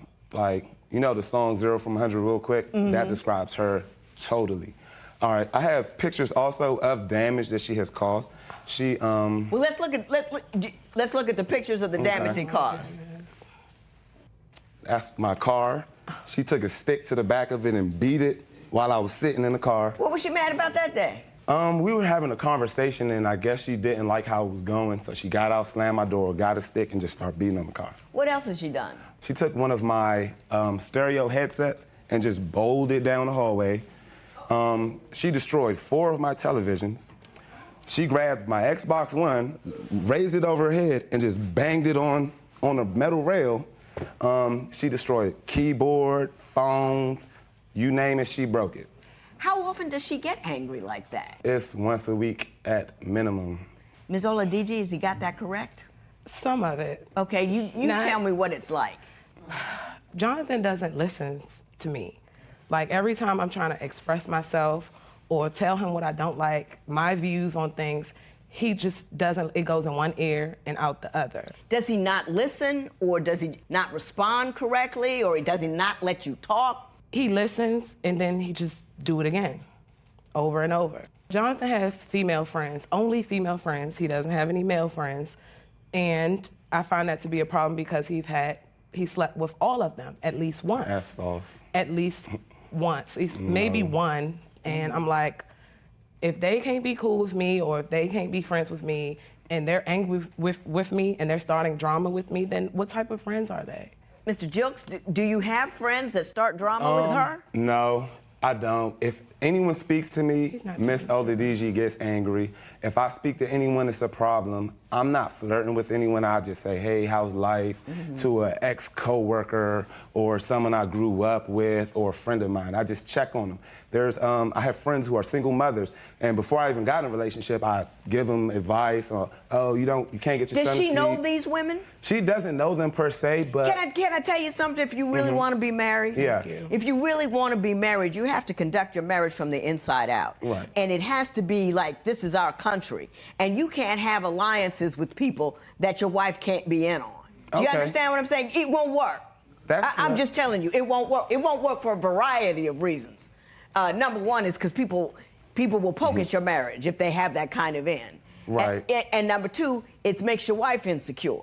So that don't work. Yes. You got that? Yes. Okay. To piggyback off of that, I actually have blocked these people she doesn't want me to speak with. Does he do I that? don't talk to them. He's blocked them. As soon as we get in an argument, he'll unblock them. That's false. And friend them. And he vents to them. He tell them my business. They have like this emotional... Can he talk to you about a circumstance that you are not in agreement with, and there be an actual conversation as opposed to a shouting match?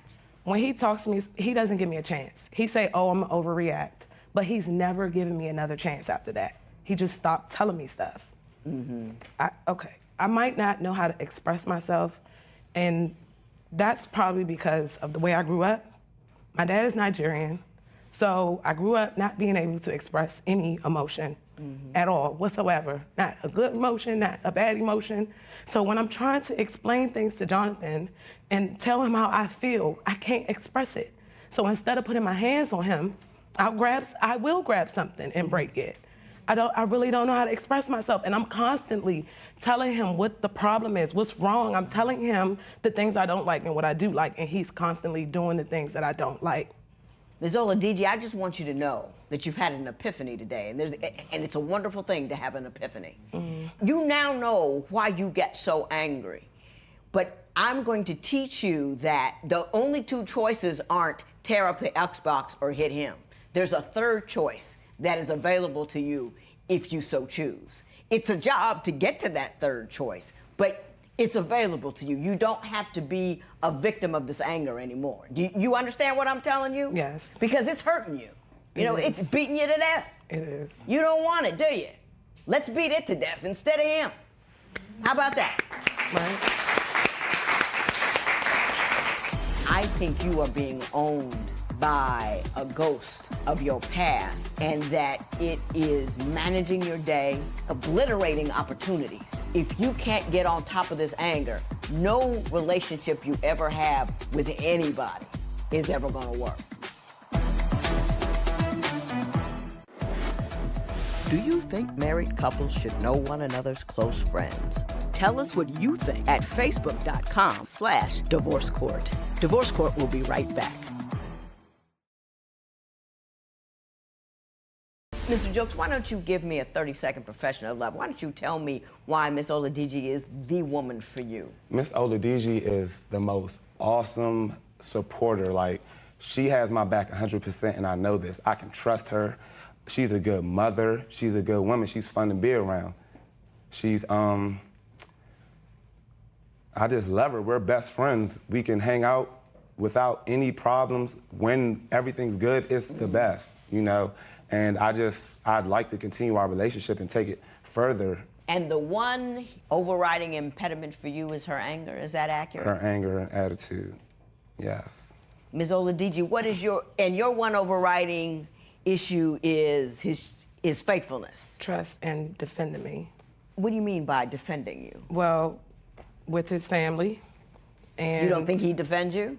Just recently, but before that, no, he haven't defended me whatsoever. Like, he said that his family didn't like drama. Mm-hmm. They would constantly invite his ex over to all the events. Mm-hmm. And I would sit in the car sometimes because I don't like her. It was clear to everyone that I didn't like her. And I would sit in the car or not come to some of the events. Because one of his exes was there. I knew she was going to be there, and they knew we didn't like each other. So if you don't like drama, why do you invite two people that don't like each other? They had reasons because they had ties with that person that were there, and those were the reasons. Ms. Oladiji, I'm going to spend the rest of my time talking to you because I like you, and I think you are being owned by a ghost of your past, and that it is managing your day, stealing your joy, it is destroying your moments, it is obliterating opportunities because you are driven by and are such a victim of this anger that you can't control. And if you can't get on top of this anger, and if you can't get on top of that fear that you have for him, no relationship you ever have with anybody is ever going to work. Because I'm going to tell you, my son brings home a person who beats up appliances. I ain't going to like her. I'm going to tell her right there, I ain't going to like her. Okay. You know, you're going to spend thousands of dollars over your lifetime rebuying things that you've already bought because you're not in charge of yourself. And you got to be in charge of yourself. And once you're in charge of yourself, you will not believe how free you'll feel. And I'm going to give you that.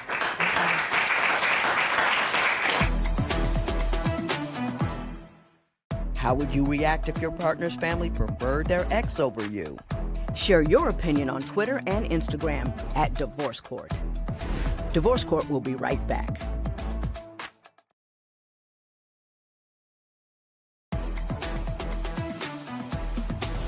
Mr. Jokes, I want to say this to you because I have more to say to her than I do to you, but I don't want to leave here with the belief that, oh, you were all wrong and you were all right. Correct. To the extent that you have a fearful woman, to the extent that you have an angry woman, you do have a fearful woman because anger is really just fear and frustration all dressed up in military garb, impersonating power. That's all that is. But you have the job to make her secure.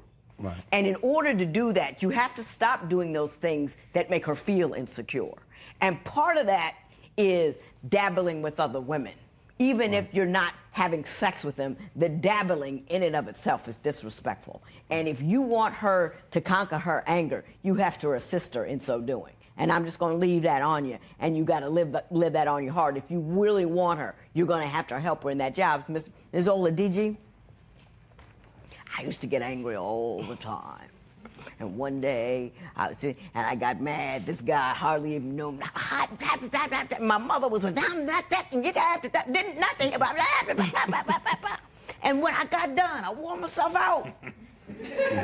When I got done, my mother said, now that man, what was his name? And I said, oh, I don't know what his name was. He says, you let some guy you don't even know steal that hour from you. And she sat back and let me soak that in. Every moment in time is an option and opportunity. Nobody commands it but you. You may feel like it's an irresistible urge because your body's used to it. You know, all that adrenaline and cortisol gets to flowing in your brain, and you believe you have to relieve that pressure that you feel by tearing something up. But all of that is just a fake. It's a fade. It's a red herring. It ain't real. Because that adrenaline and that cortisol, that's for if a lion jumps out. That's what that's for. So you can jump up, jump down, move. That's what that's for. It's not for talking to your man with. But that's what you're using it for. So you got to realize this is just a chemical reaction, and I'm going to let it go. No, seriously. And don't look at it like I have a right to be angry or I have a reason to be angry. We all have a right to be angry, and we all have a reason to be angry. I'm not telling you you're wrong or you're bad. I'm telling you you bring held hostage, and I want to set you free. You with me? Yes, I am. Are you going to stretch out your hand and try to touch that freedom? I am. You're going to raise your hands and surrender whenever that feeling comes after you? Yes. And you're not going to act a fool? Yes, I'm not. I am not going to tear this up, this license, but I'm not going to give it to you either. I need you to get your situation straight, but you will find a way to love yourselves towards marriage later down the line. But that ain't now. You got that? Yes. This matter is adjourned.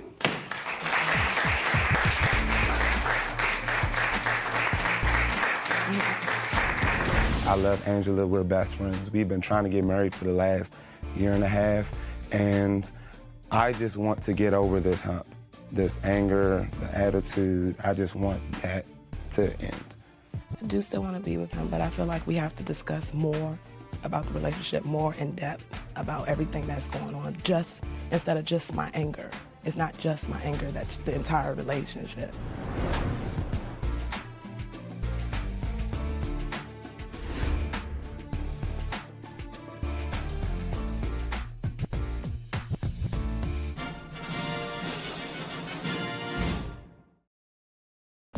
Today on Divorce Court.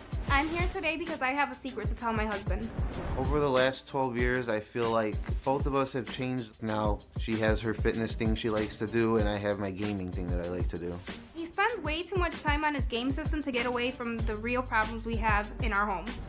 I have the potential to make hundreds of $1,000s and provide a better life for us. He's just completely changed into an unmotivated, life-lacking person. It's just like he feels like he has me. He doesn't have to do anything for me. I'm not gonna stay and settle for that. I don't deserve it. Divorce Court is now in session. Good day, ladies and gentlemen. I'm here today with Jay Melendez and Ricky Lopez. The two of you have been together for 12 years, married for 8 years, and you have one child together. You say your marriage is in trouble, and you've come here to seek my advice and assistance. So, Ms. Melendez, I'm going to start with you. Why don't you tell me a little bit about your marriage and how we got here today? Well, Your Honor, me and Ricky, we met when we were in high school. He was a typical bad boy that, you know, my parents warned me about and said, you know, we don't want you with a guy like him. He ended up being my high school sweetheart. We got married when I was 19 years old. I pretty much was infatuated with the fact of, you know, I wanted to have a family and just do the American dream. And I made Ricky marry me. I told him, if you don't marry me, I don't want to be with you. Like, I want marriage. So, weren't you scared? So, you know, I did put that on a relationship, and we went serious way too fast. Now, seeing the time frame that we've been together, growing into the adult that I've grown into, I see my life is kind of, I want different things. I've grown into a completely different person, and, you know, he's not cutting it for me right now. He's in trouble. Okay. Mr. Lopez, you're not cutting it. That's what she says. What do you believe is wrong with your relationship? I feel like the things she complains about are not as big of a deal as she makes it out to be. What does she complain about? Like, she mostly complains that I play my game too much. How much do you Your play? Honor. Stop. You will not interrupt me in here. I feel like, I play a few hours a night when I get home from work. A few. How many is a few? A few to me is like 2. 8 to midnight, 3 or 4. He's lying. 3 or 4 hours. What do you say is the amount of time he spends on the game every day? He spends a good 7 hours plus on his game. Every day? Yes. Do you think that the game has at all sucked you out of the home, even though you're present, you're not really there? I mean, yeah, when I'm playing and, you know, I got to concentrate. Because the reason... Yeah, he has to concentrate. The reason we play, I mean, it's not just to play, like, for fun. Like, we're playing to try to win. Like, there's a lot of money on the line that we could win. And how much have you won so far? We haven't won anything so far. But, I mean, last year we got into the tournament that if we would have won that tournament, the team takes home $250,000. And it's thousands of teams competing to get into the tournament, and we got there. How many people are in the tournament? There's 16 teams of 5 people. Oh, so you had a 1 in 16 shot of coming away with the Pretty much. $250. Yeah. $250,000. And we didn't. Let me ask you this: do you engage with your wife? Do you engage with your child, or do you simply engage with that game? I mean, I'm not just always on the game, like how she's saying it. It's impossible. I get off work at 6 o'clock at night. I come home. So that leaves 2 hours. That's 120 minutes for the family. You really think that's sufficient? It's not, but I mean. You don't care? I do care, and when I'm off on the weekend, like I'm with them all day too. On his game. But like she comes home from work, and same thing, goes to the gym. Oh, wait. Leaves. That's another thing that I wanted to talk about.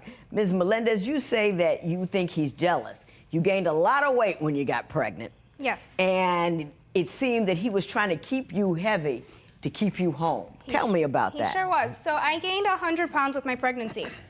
Mind you, I'm 5'2". I looked like a sumo wrestler. Right. I was nice and round and right where he wanted me. I, little by little, started educating myself about how important it was because of health issues, how you have to eat healthy, work out, you know, do everything. Oh, my. Yeah. Look at that. That was, yeah, Whoa.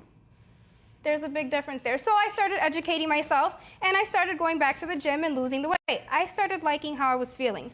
I was learning different things. I was networking with different people. It was... So what was his response to that? He was just on his game. Like, you know, no, I'm proud of you. Like, wow, you know, you inspire me. Nothing. Like, he's just sucked into this Does game. it bother him? My understanding is that you post pictures of your body a lot and that you're out there and that, you know, you're doing something with it. And you say that he doesn't like it. Explain to me what he expresses to you about your activities. He says that I'm craving attention too much. He calls me an attention whore.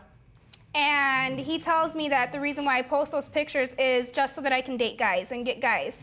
Mr. Lopez, what do you have to say about that? Are you jealous? Are you worried about those pictures? It's not being jealous. Like, I supported her through the whole weight loss. I used to go to the gym with her and everything, and I like to go lift weights. She would complain that since I don't want to do the Stairmaster for an hour, that I'm just there to watch her and keep tabs on her. When that's not true, I'm just on the other side lifting my weights. Are you concerned about her picture taking? Do you find that? Because there's a lot of guys on there posting, you know, sexual comments towards her, and I don't like it.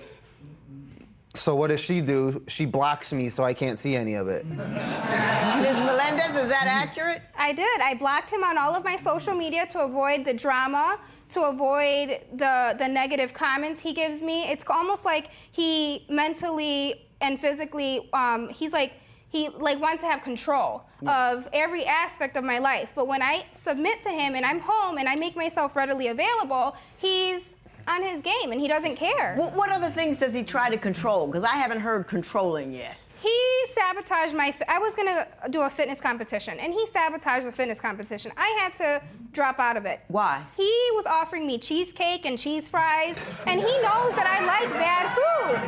Like, you do not offer someone who is on a strict diet cheesecake and cheese fries. Was she trying to do a bodybuilding thing and you gave her cheesecake? She was trying to, but I wasn't every day like, do you want this? As she's saying Every day. You can check his bank statement. The majority of his purchases are fast food. Most of his purchases are fast food? Oh, yes. Do you cook at home? Yes, for Nope. myself. For herself. For myself cook and my for him? daughter. No. I'll cook healthy for him and he'll order pizza at the end of the night. Oh, that's not what he wants. He wants to order fast food. Yeah. He doesn't I want real, I the want good real stuff. food, not rice Okay. and chicken every night. See? Rice and chicken is real food, you know. Yeah, but every single night, same thing. Every single night, See? rice and chicken. Okay, I'm going to go back to the gaming because I understand it's a real source of contention, so much so that you've broken his gaming system 4 times. Yes. Your Honor, his attention to this game has made me feel alone in our marriage. It has made me feel like a single parent. I'm constantly just going through the everyday motion with him just there.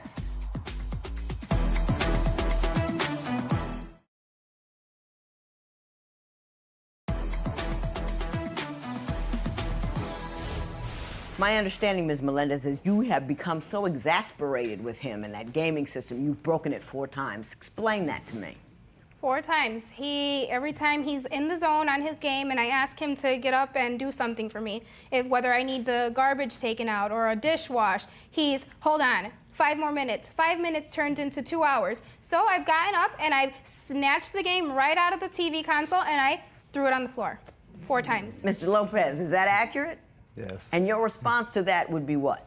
There's nothing I can really do about it. Right. I'm smarter than that. Like, I won't break her stuff. Yeah, right, because I know right. she's just gonna have to buy it again. Right.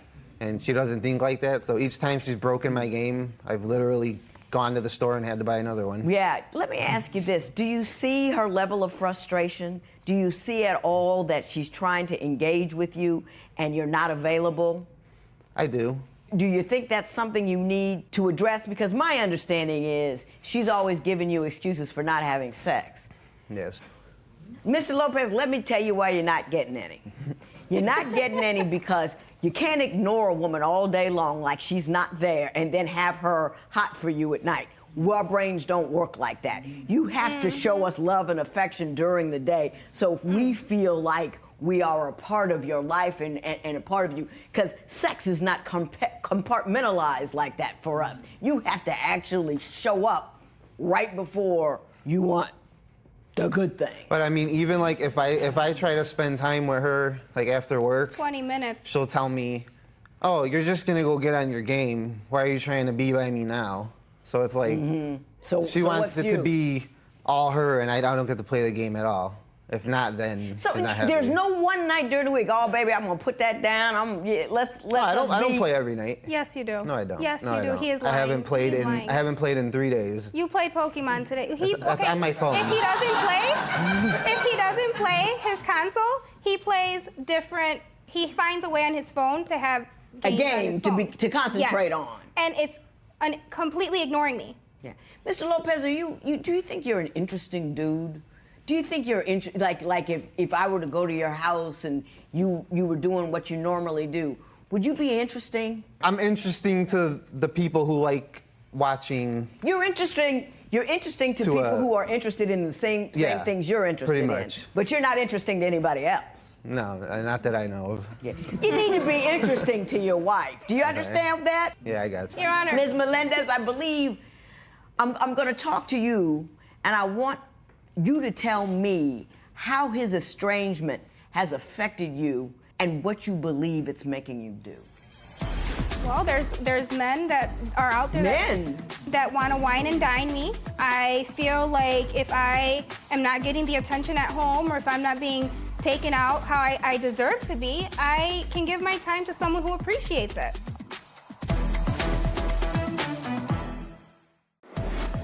Would you be suspicious if your partner blocked you on social media? Tell us what you think at facebook.com/Divorce Court. Divorce Court will be right back.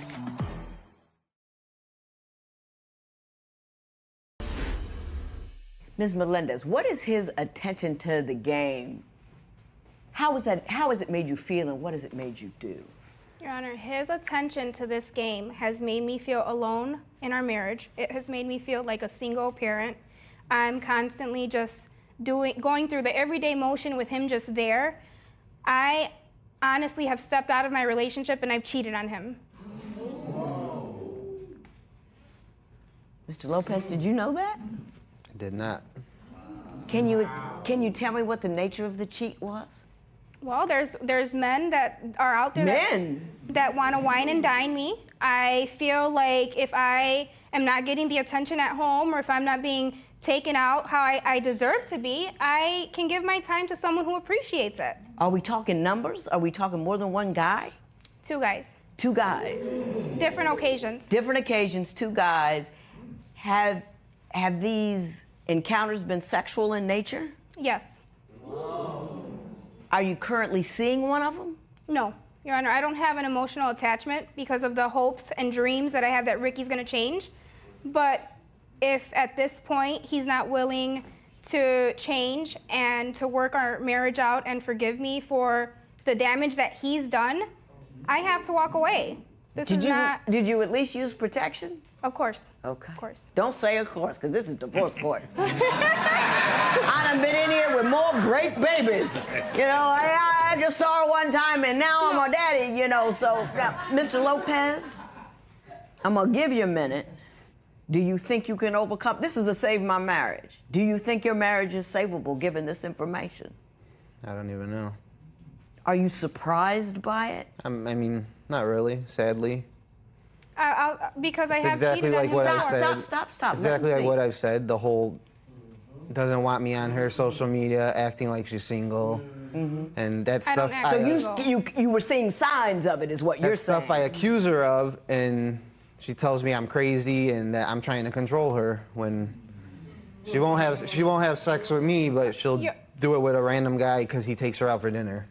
No, Your Honor. But there's no emotional attachment. But for me, it won't happen because there's no emotional connection. I'm with you. What do you have to say? How many years has he been on this game, putting me through this? How many years have I waited? How much longer do I have to give him? How many more chances do I have to give him before for him to realize that I'm just done? Like, are you done? Do you have an ultimatum here today? Is there something that you must have in order for this relationship to continue? I need his full attention. I need him to work on our marriage and leave the game alone. And if he's not willing to do that, then we have to just call this quits because it's not going to work out. Mr. Lopez, are there any compromises you're willing to make with respect to that game? I've told her before that if she got off her social media and gave up on that whole thing, that I would stop playing my game. I'm not going to give up my goal of what I want to do, my dream, and let her do Do you want her to hers. stop doing that just because it feels more fair? That if I got to stop my stuff, you got to stop your stuff? Yeah. Or is that? Well, that's just silly. And you just wrong, huh? I'll tell you why it's silly, and I'll tell you why you're wrong. Could you forgive your partner for cheating on you twice? Share your opinion on Twitter and Instagram at Divorce Court. Divorce Court will be right back.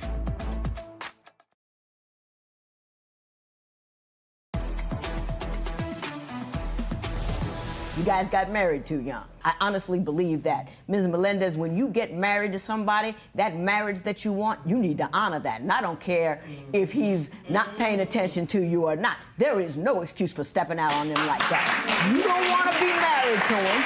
You bop on down to the courthouse and you file for divorce, but you have absolutely no right to stick your foot outside of that marriage and find comfort elsewhere. Mr. Lopez, you caused that.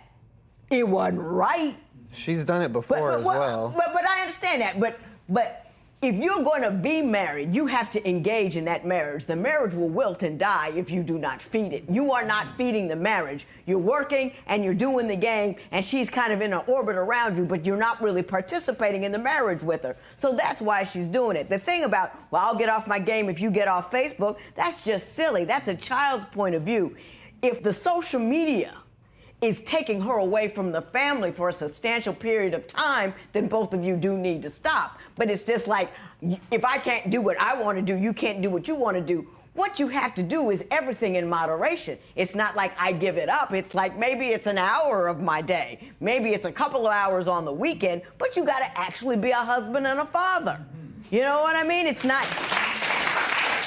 You actually have to be a husband and a father. Yes, there is some pie in the sky potential for this thing to be a moneymaker, but it's very few that make it. And if you did, You didn't know what it was to be a husband because you were 19 when you got married. And part of that's a function of the fact that you gave him an ultimatum. You should have said no. But that's what happened when you marry a 19-year-old boy. So when he doesn't progress into manhood, that's kind of where he's stuck. So I will say that. But I say now that you're here, now that you're married, now that you're grown, you need to respond in a grown manner. Whether or not you can forgive her, I don't know. And Ms. Melendez, whether or not he can give up the game, I don't know.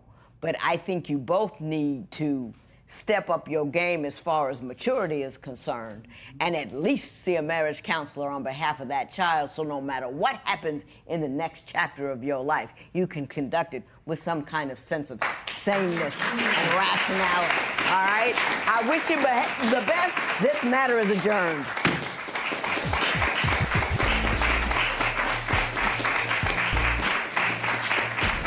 I don't feel sorry for the actions that I've taken because he did provoke me. As a woman, I'm not gonna sit home and twiddle my thumbs and hope that this guy changes when I've been stuck in the same situation for years. Something's gotta give, and if that didn't do it for him, then I don't know what will.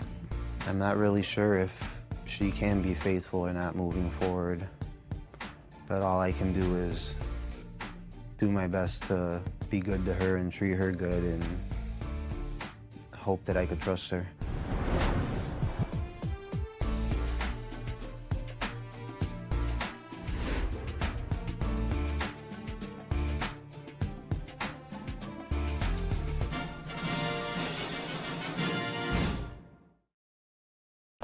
Today on Divorce Court.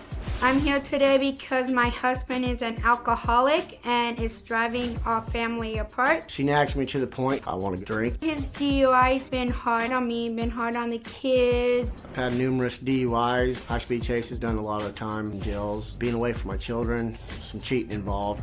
I was mad at Jeff, so I revenge cheated. She got back at me by bringing somebody I didn't care too much about and sleeping with them. Jeff, I want you to get the drinking under control. I want the judge to explain to her two wrongs don't make a right, especially when you're trying to work a marriage out.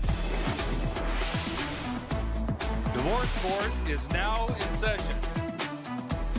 Good day, ladies and gentlemen. I'm here today with Jeff Miller and Helena Miller. The two of you have been married for 10 years and have 3 children together. You do not want to be married anymore. Mrs. Miller, you are done and through because of an ongoing issue and problem. And I'm going to start with Mr. Miller and have him tell me why you're here in divorce court today. Well, me and the wife have been going through a lot of issues since we've been married. From day one, when we met at a bar. Mm-hmm. And I'm kind of an alcoholic. It's kinda? Yeah. It's been ongoing for years and years before I met her. You sober right now? Yeah. You had to think about it. Well, you've had a sip, though. Little hungover, but yeah. A little hungover, yeah. Okay. Mm-hmm. Yeah. Is it owning you, Mr. Miller? Probably so, yeah. Okay. Mrs. Miller, does the alcohol own him? Yes, it does. Tell me what's going on. Well, we're here because his drinking is driving our marriage and family apart. I mean, he had multiple DUIs. How many is multiple? Like 8 or something like that. 8 DUIs. Yep. Couple high-speed chases. Do you recall any of that stuff, like the high-speed chase? You remember that? You're not a blackout drunk? You remember what's going on? For the most part, yeah. Do you really? Yeah. Yeah. I would ask you what you're thinking, but that's a stupid question because you were drunk and not thinking. Mrs. Miller, tell me what other things has occurred as a function of his drinking? Just lying and in and out of jails and rehabs multiple times. How many rehabs? I lost count. Do you know how many times you've been in rehab, Mr. Miller? Throughout my life, probably, I don't know, 10, 11 10 times? Yeah. How long is the longest you ever stayed in one rehab? Close to a year. 1 year. And how long did you stay sober after you got out? Not long. Not long? No. Like within the month or? Not even a month, no. Did you know he was a drinker when you married him? Yes, I did. Okay. I didn't realize how bad. Mm-hmm. So tell me some stories about, because I want Mr. Miller, to hear from you, the ongoing nature of the disaster he has created in your life. Well, it's just hard for me to trust him and everything. He broken the trust and everything, and just the drinking, how he missed birthdays and holidays with our kids, got family members that he gets into arguments with. And do you have any concerns about him drinking around the children or how his drinking is affecting the children? My only concern about his drinking around the kids is their attitudes, because they don't really show him respect and they disrespect him, but I think it's because they're hurt by him not being there in their lives. So he's not there because he's in jail. Yeah, for jail, DUIs. yeah. How long have you spent, the longest time you spent in jail for DUI? A little over 3 years. I just got out 3 years. 5 months ago, yeah. You just got out 5 months ago, and you're drinking again. No. How old were you when you started drinking? 13, 14. 13 or 14. What were the circumstances? Was it the thing to do with your crowd? Was it you were sneaking booze from the cabinet? No, I really didn't have a crowd. I lived with my grandmother, and she took medications and stuff like that, and I was kind of like on my own, so I did what I wanted to, Just free to be. Yeah. Do you feel like there's something that happened to you, or some way that you feel, or something that's going on in your head that you think caused the alcohol? Honestly, I've asked that question several times in all the rehabs that I've been through. I've been through the substance abuse treatment part of it. I've been through the other part of it, like therapeutic community type stuff. You know what I mean? And what did we find out? Well, I could say just the parents divorced when I was 8 years old, but I'm like 40 years old now, so I mean that really, I don't think would be a factor or an excuse or whatever you want to call it, Listen, whatever trauma you had, no matter the nature, there's no designated age by which you get over it. The pain was there, you work with it. So it doesn't mean, what happens to you when you're little matters. You know what I mean? Do you think it was that? Kind of the separation, yeah. Could be, I guess, I don't know. You ended up with your grandma, though. Yeah. Right. Give me the most painful or hurtful story associated with his drinking that he needs to hear so he can understand the nature of your distress. The most painful is probably him thinking that just putting everything on my shoulders and the disrespect and how when you say disrespect, give me a story that shows me how he's disrespectful when he drinks. Calling me names in front of the kids and just putting me down, calling me fat, ugly. What's the most difficult thing for you? Is it the children? It's not that I'm absolutely necessarily trying to do anything to my children, harm them in any way by, you know what I mean? Mentally, I know you're not trying. But as far as that goes, I just don't get intoxicated and just start talking nonsense to her. I mean, it usually resolves from us arguing, you know what I mean? Yeah, about you calling girls in front of me, calling your ex. That was, I didn't even really call her. I was acting like I did, but that's another issue, but. But when you were drunk during all these episodes? Yeah, I never called a girl in front of her. I acted like I did, but I didn't. She's talking about the last week. Yeah. She's mad about it still. We may have to address it. But what I really want to address is what you think is happening with your children as a not intentionally, but as a function of the fact that they live with a man who lives in a bottle. I get to drinking sometimes and I think I'm just going to drink a few and then call it a day, but then it, of course, escalates till I'm up till like 2 or 3 o'clock at night. I don't come home till 5 in the morning. You know, the saying is, 1 is too many and 20 is never enough. Right. You do understand that you can't have one.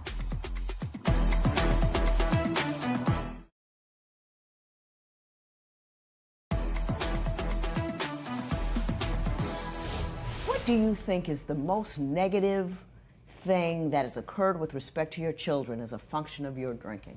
I guess the fighting with my wife. You know, the yelling back and forth in front of them, and What about that 3 years you spent in jail? yeah, I'm sure it affected them. Have you talked to them? Well, yeah, I have since I've been home. Yeah, I let them What know did I'm they never say to going you? away. Yeah, what you did know. they say to you? My oldest asked me if I was ever going away again. Mm-hmm. I told her no. You know, I mean, I'm home for good, or I mean, if something happens that me and her split or whatever, then I guess you know, I'm still going to be living in where I'm living. I'm not going to leave town and be out of their lives. You know what I mean? I'm going to be there for them. You can't hold a job as a function of this. No. Tell me how the are you trying? Is it your record? Is it that you can't get there because you're hungover? What's up? A lot of the jobs, yeah, it's because I was either intoxicated or hungover. I couldn't show up. I mean, I get to drinking sometimes and I think I'm just going to drink a few and then call it a day, but then it, of course, escalates till I'm up till like 2 or 3 o'clock at night, till I pass out or the bars close down. And Or don't come home till 5 in the morning. You understand that, you know, the saying is, you know, 1 is too many and 20 is never enough. Right. You do understand that you can't have one. Right. You do I mean, do you haven't fight really, that first one, or do you come say, I'm just going to have a couple? pretty much, no, it's not going to be just a couple. Sometimes it's, you know, I'll get a 6-pack, but I can't. So you're not fighting at all? I guess not, I don't know. I understand he cheated on you once while he was drunk. Yeah, Tell me what happened there.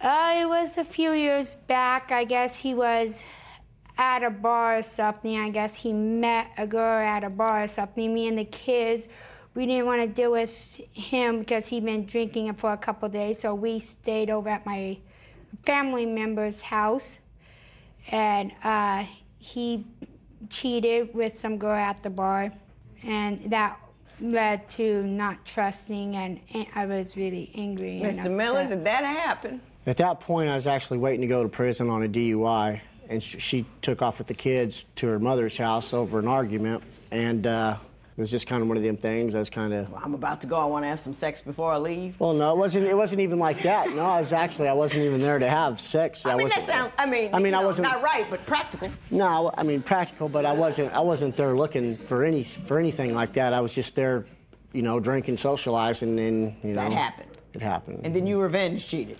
Yes, I did.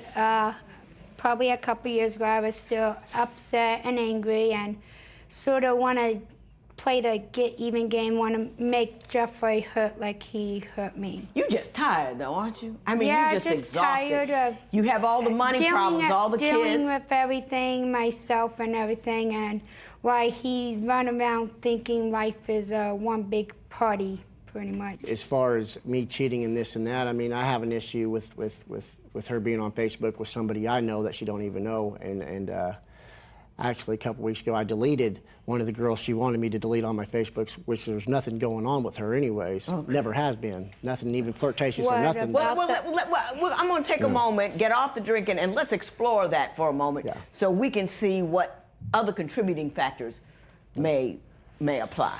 I found out that while Jeff was in rehab this last time, he's the one that was acting like some high school student, passing notes around with some other chick that was in rehab with. Were you philandering in rehab?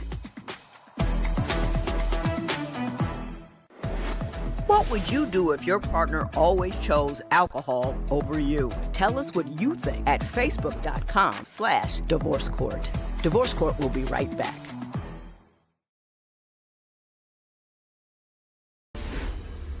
So, Mr. Miller, you say she has an active Facebook life that you find distressing. Why don't you elaborate? It's some guy back home, and he was my friend on Facebook before I went away this last time. While I was incarcerated, she told me, sent her a friend request, and I didn't think nothing of it. You know, I was like, yeah, go ahead, cool, accept it. My daughter's always telling me whenever I'd call from prison that Mommy has been messaging so-and-so, and I'm like, well, who? At first it wasn't a big deal, you know what I mean? She said the guy's name. But the more I kept hearing about it, you know what I mean? I'm like, you know, I didn't really even say nothing about it till I got out, and then I actually seen what was kind of going on, the flirting online. Online. Ms. Miller, were you flirting online with somebody? I did not start flirting with him until I found out that while Jeff was in rehab this last time, he's the one that was acting like some high school student, passing notes around with some other chick that was in rehab with. Were you philandering in rehab? He even had her phone number. He even called whenever he went back to, he got out of rehab, went back to jail. He had her phone number and was calling her from jail. At the same time calling me. Is that right? When I got violated and they re-paroled me to a rehab, inpatient rehab, outside rehab, it was co-ed. You know, that was still kind of on my mind, and it was just kind of, you know, I don't know, still kind of angry about finding out what I found out, and I wasn't really sure what was going to happen. That's the guy I cheated with. You started the war. And that's what I'm saying, started the war. I mean, it shouldn't be like that, tit for tat, you know what I mean? But it's not tit for tat. Yeah, it is like you started it. No, it's not No. tit for tat. You give her no economic support, no emotional support, no parental support, no any of any kind. She is constantly spending her time and money dealing with you and all your negativity. You don't give her anything, nothing emotional, nothing at all. So she talked to somebody on Facebook, and you know what I mean? You have reasons for everything, but you can't get indignant about nothing because you're showing up not just nothing. You're like a black hole. You suck in all the light. You know what I mean? It's not like you're just like this ongoing negative thing in her life. You know, I mean, I'm surprised she hasn't done more. You with me? Not that it would be really, right. Not really. I mean, the dude's sleeping with her. He ain't paying no bills. He ain't. Neither are you. Yeah, I mean, but how? I mean, how could I be so in the wrong whenever, you know what I'm saying? If that's a game, if it's a game, then I guess it's a game. It's not a game. She's exhausted. She's tired of having to deal with you. Right. You know what I mean? Right. Do you get me though? I get you. It's worse than having another kid. She's supporting and dealing with all of the negative ramifications of a life with an addict. Right. Doesn't make it right. Doesn't make it the way to handle it. But you need to understand the nature of the pressure she's under. Right. You with me? Right.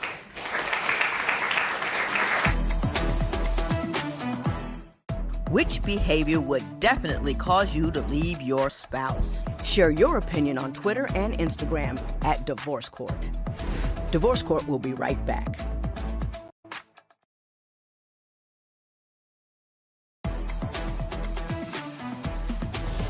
Your wife says that one time when you were drunk, you told the kids to get away from you and that they weren't even yours. Is that accurate? It didn't go down like that. Me and her was arguing. And I was trying to make a point. And with the kids, they surround us and like take up for her, you know what I mean, and start screaming at me, telling me, Daddy, get out, get out. And I'm like, you know what I mean? I might have said something like, you know, I don't know where that even came up. I mean, like, I don't. But do you understand why they do that? Yes, I mean, just, I haven't been around. Yeah, they're taking up for their mama, but when they don't really, you know what I mean, I'm not really, we're just arguing, you know what I mean? You're the big bad boogeyman. You're the guy who comes home drunk. You're the guy who has accidents. You're the guy who doesn't pay anything. She is their life. She's the support if they need anything emotionally, physically, financially. She's there. And when the big bad boogeyman comes out from jail and starts yelling at the only thing that stands between them and being out on the street, they're going to defend her. It's scary being in a house with a guy that comes in and got an attitude and ugly and drunk. Been there, done that. It's not even like that, though. I don't come in drunk with an attitude. Me and her start arguing about whatever. It's like the nagging starts, and then it's like, what, you know what I mean? I'll throw some phones on, jam some YouTube, and be like, all right, get away from me. You know what I mean? Mm-hmm. And she's still nagging to the point to where I do. You know, I'm like. Gotcha. Let me tell you something, Mrs. Miller. My man doesn't even see what a pit of darkness he is in your life. And he doesn't seem remorseful. He seems indignant about any kind of needs that you have. Maybe you don't approach them appropriately, but he's indignant about them, not realizing how many darts he's thrown at you. You don't need to have one foot out of the door. You need to have both feet out the door, and you need to do it now. Don't expose your children to that anymore. He's not even trying anymore. And he needs to step on and step away and step into something else while you step into better. Do you understand what I'm telling you? Mr. Miller, I wish you the best of luck. I hope things get better for you. I don't know what kind of dark you're swimming through. I really don't. But the first thing you have to be is man enough to see how much negativity you've brought to your wife. And then after that, I don't know what you can do, but at least try to do that. Because you can do that. You know what I mean? Don't, yeah. You know what I'm saying? Right on. This matter is adjourned.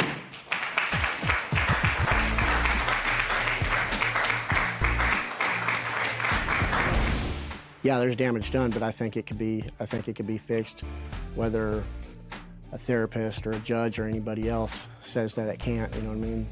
They're not us. They don't know. You know what I mean? So if he doesn't change like right away, like, and step up and show me within a month or something, I'm out.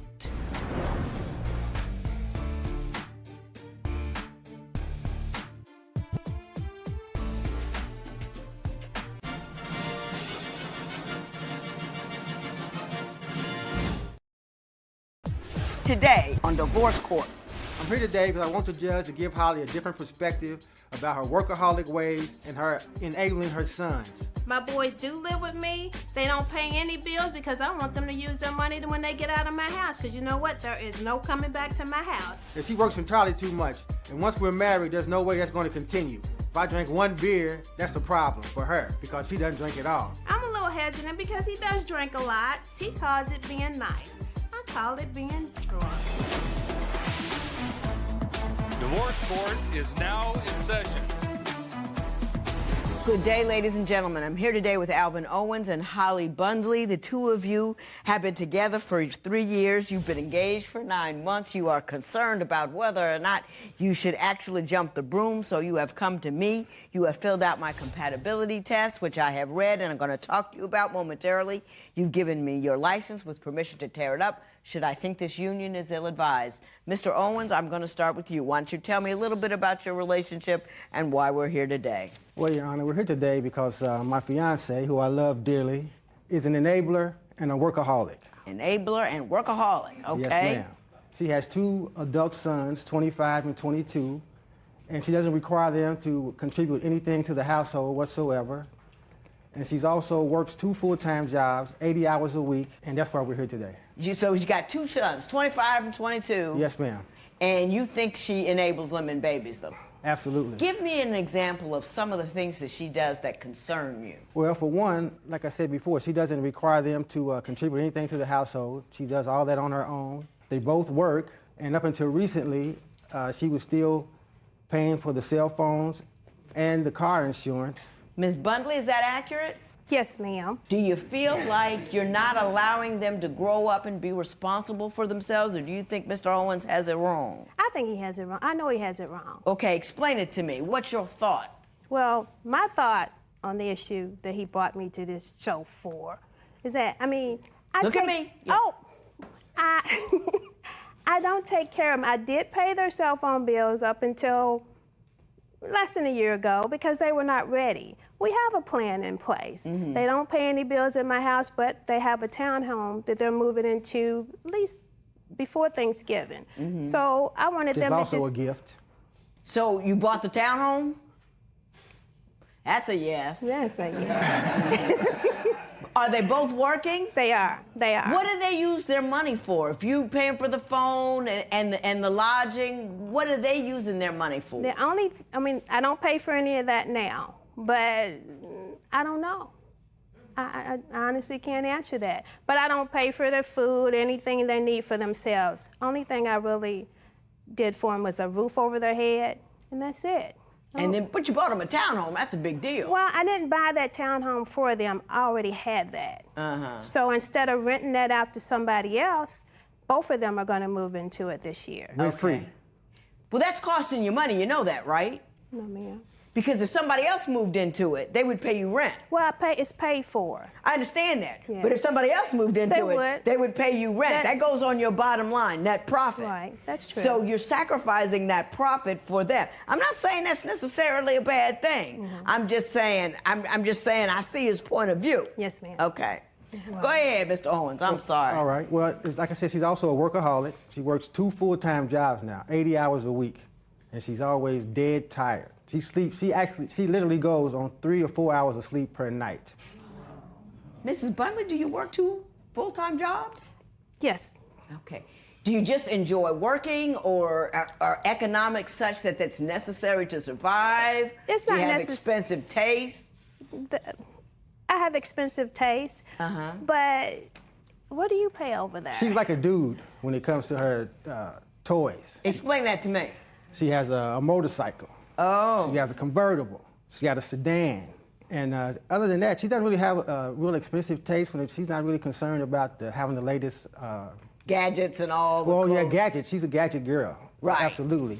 But I mean, as far as clothes, other than handbags. You have a lot of expensive habits? No, I don't go out. I get my hair done every 2 weeks. Well, you Not work all the every time. week. You can't go out. Oh, well. You work 80 hours I don't a like week. that answer, you guys. Now, Mr. Owens, it's nice to have a woman pulling in money. Do you enjoy the fruits of her labor as well? Well, I don't necessarily see the fruits of her labor. I don't ask her for anything. I like to see more of her as Right. opposed to the fruits of her labor.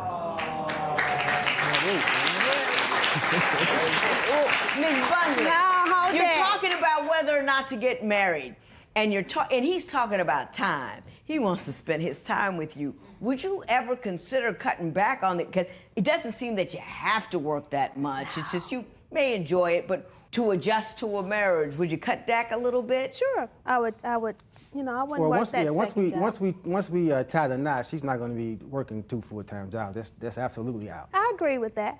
Okay. I agree. I Okay. want to do it. You're not thinking that you can tell her that, are Well, you? no, we've had this discussion before, so we've come to an agreement about that. Oh, already, okay, ahead of okay. time. Ms. Bunley, we've been talking about you this entire time. What concerns do you have about Mr. Owen? He drinks a whole lot. When you say he drinks a whole lot, how much does he drink? Every day, I'd say. No, that's a negative. How much every day? I know you don't agree. How much every day? I can't say how much every day, but when I'm drinking water, he's probably drinking beer. Example, I went downstairs from the hotel today to get some hot tea. He was drinking a beer. Corona. That's his girlfriend. Not true. Is that your girlfriend? No, that's my girlfriend. She get more kisses than she get more kisses than I do, Judge. No. Do you believe you have? How often do you say you drink? Judge, I submitted a picture. A picture of what? Okay. Well, he calls it getting nice. Yes, I call don't it get drunk. I get nice. You get nice. Yeah, I stop before I get drunk. Okay. Oh, you nice right there? So if you, I don't know see if it in the eyes. See, I don't know if y'all see that. Your Honor, that was New Year's Day. It so doesn't matter. a little niceness is to be expected on New Year's Day. Exactly, my point. Exactly. I got you. Now I want to ask a very serious question, Mr. Owens. Mm-hmm.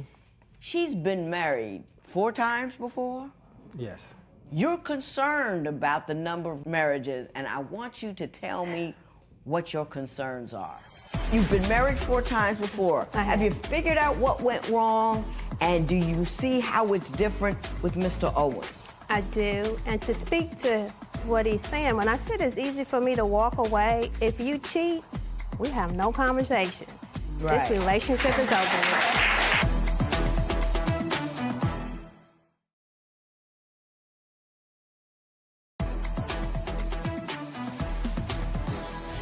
So if you do end up getting married, you'd be husband number 5. Tell me about the concerns that elicits for you.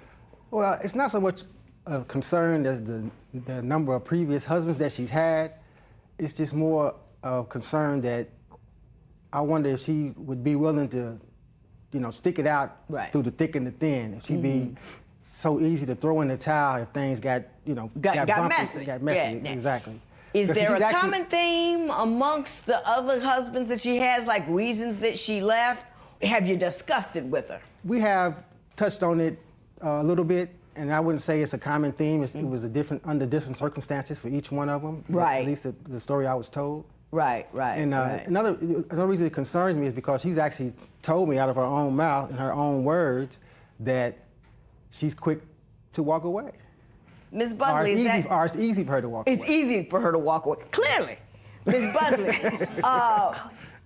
you've been married 4 times before. Have you figured out what went wrong?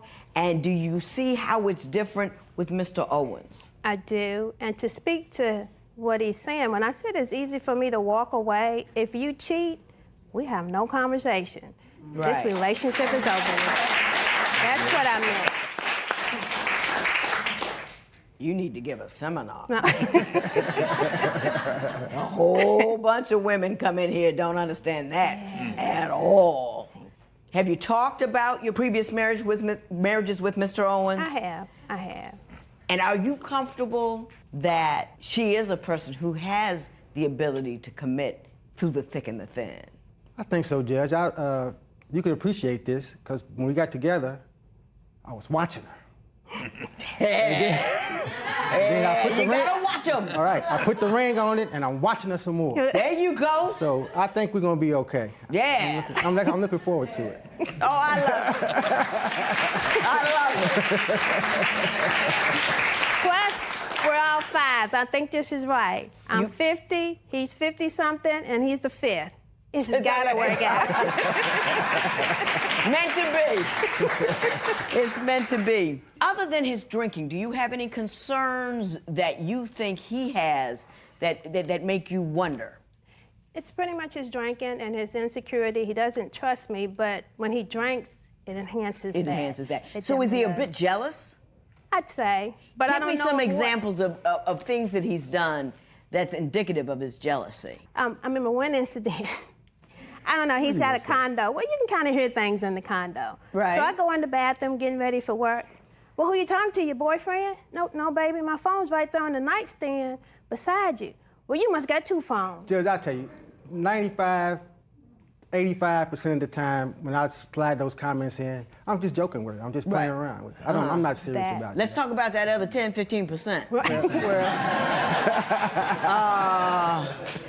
Are you worried at all? I mean, is there anything she's done or said that makes you believe you have a reason to be jealous? No, she hasn't. I can't say that. She's been pretty good. She's been pretty cool. Good. She has. Okay. The excuse that he told me, he met me at the hospital. He was a patient at the hospital. But that shouldn't be a problem, because if I met you at the gas station, does that mean I can't go pump gas? Right, You know? right. Yeah, but you're not at a gas station 8 hours a day, though. The best thing I've ever seen in any compatibility test is what Mr. Owens said. My intent is not any of the negative Tolerisms that I've seen on your show. He watches Divorce Court with you. You can't get any better than that. Would you marry someone that had been married multiple times before? Tell us what you think at facebook.com/Divorce Court. Divorce Court will be right back. I read your compatibility test and 2 words started flashing in my mind. Grown folk. I mean, you gave me grown folk answer. Rarely do I get that in here. Just grown folk. You're very self-aware, Mr. Owens. You understand who you are as a person. I can be a bit jealous, just a little bit, but not much. You understand, even if it's a small bit, you gotta be aware of it. Right. And you know that about yourself. You say you're moody and could exercise more patience. I bet you're hard on yourself. I think that you are a man in charge of his own emotional life and capacity, and you want to be the best man you can be. So you scan yourself for your weak spots and you discern them, because I don't think these are really huge, but you know that they're there because everybody's got some weird in them. Right. So you know what I mean? So Yes, ma'am. I think that's extraordinary that you see these small correctable things that you're aware of. Need to get used to not always putting my needs and wants first. Ooh. You know what I mean? I've been single a long time, and kind of on my own a long time without, not having a wife, obviously, or a fiance, and so I need to be, more constant of that and put her first and consider her needs and wants ahead of my own at times. Every married person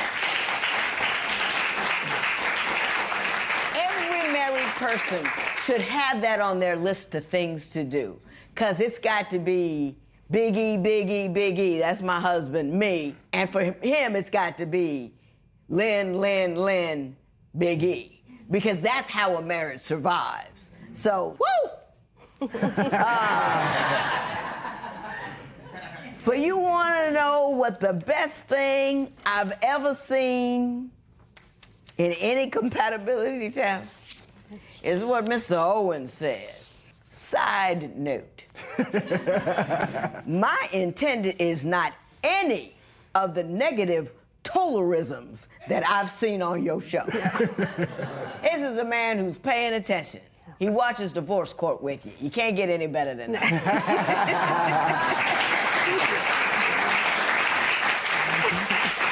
Ms. Bunley, I want you to give me a 20-second profession of love why Mr. Owens is the only man for you. The only man? Go. Oh, this man is the only man for me because still, when he walks into a room, he makes me smile.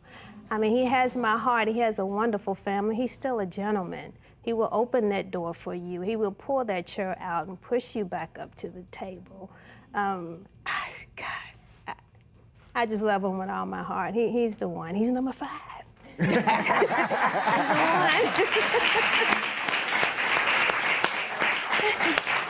You got your work cut out for you, Mr. Owens. That was an A+. 30-second profession of love with respect to Ms. Bunley. Go. Well, first and foremost, I love her with all my heart.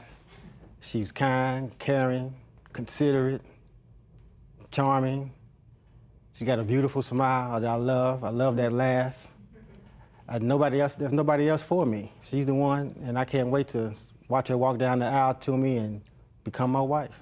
So I love you, baby. Love you too.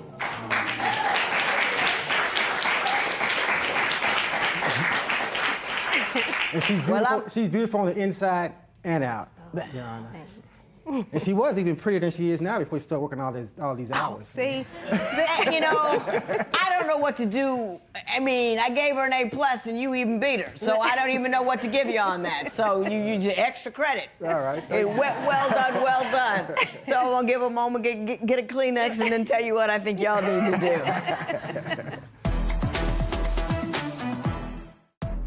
How did you know your partner was the one for you? Share your opinion on Twitter and Instagram at Divorce Court. Divorce Court will be right back.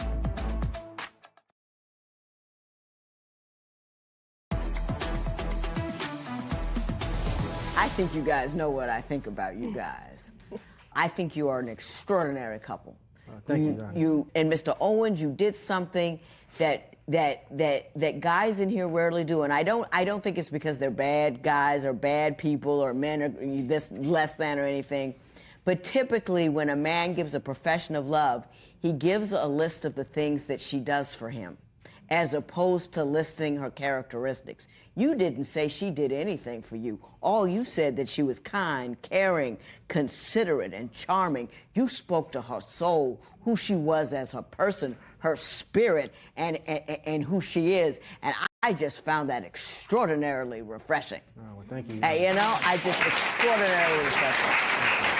Mrs. Bunley, I think you are gorgeous. I think you are sweet. I think you are funny. I think you are grown. I think you got, I don't know what happened with them first 4. But they crazy. Yeah. Because to let you go, they most definitely have to be foolish people.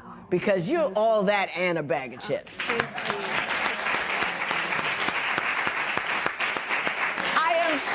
extraordinarily tickled to have met you. I am so honored to be able to talk to you. I'm flattered that you know the Tolerisms. It's just, I'm just having a fabulous time. What you want to say, Mr. Owens? The Tolerisms I was speaking of is that she's not a radical ratchet, traveling all around a disassembled community, paying the stupid tax with no more compass. You got it down, Mr. Owens. You have got me down. Listen, if you two don't send me a picture of the wedding, I'm going to talk about you like dogs. Please, walk down that aisle, love one another. I'm so happy for you. This matter is adjourned. Thank you, Judge.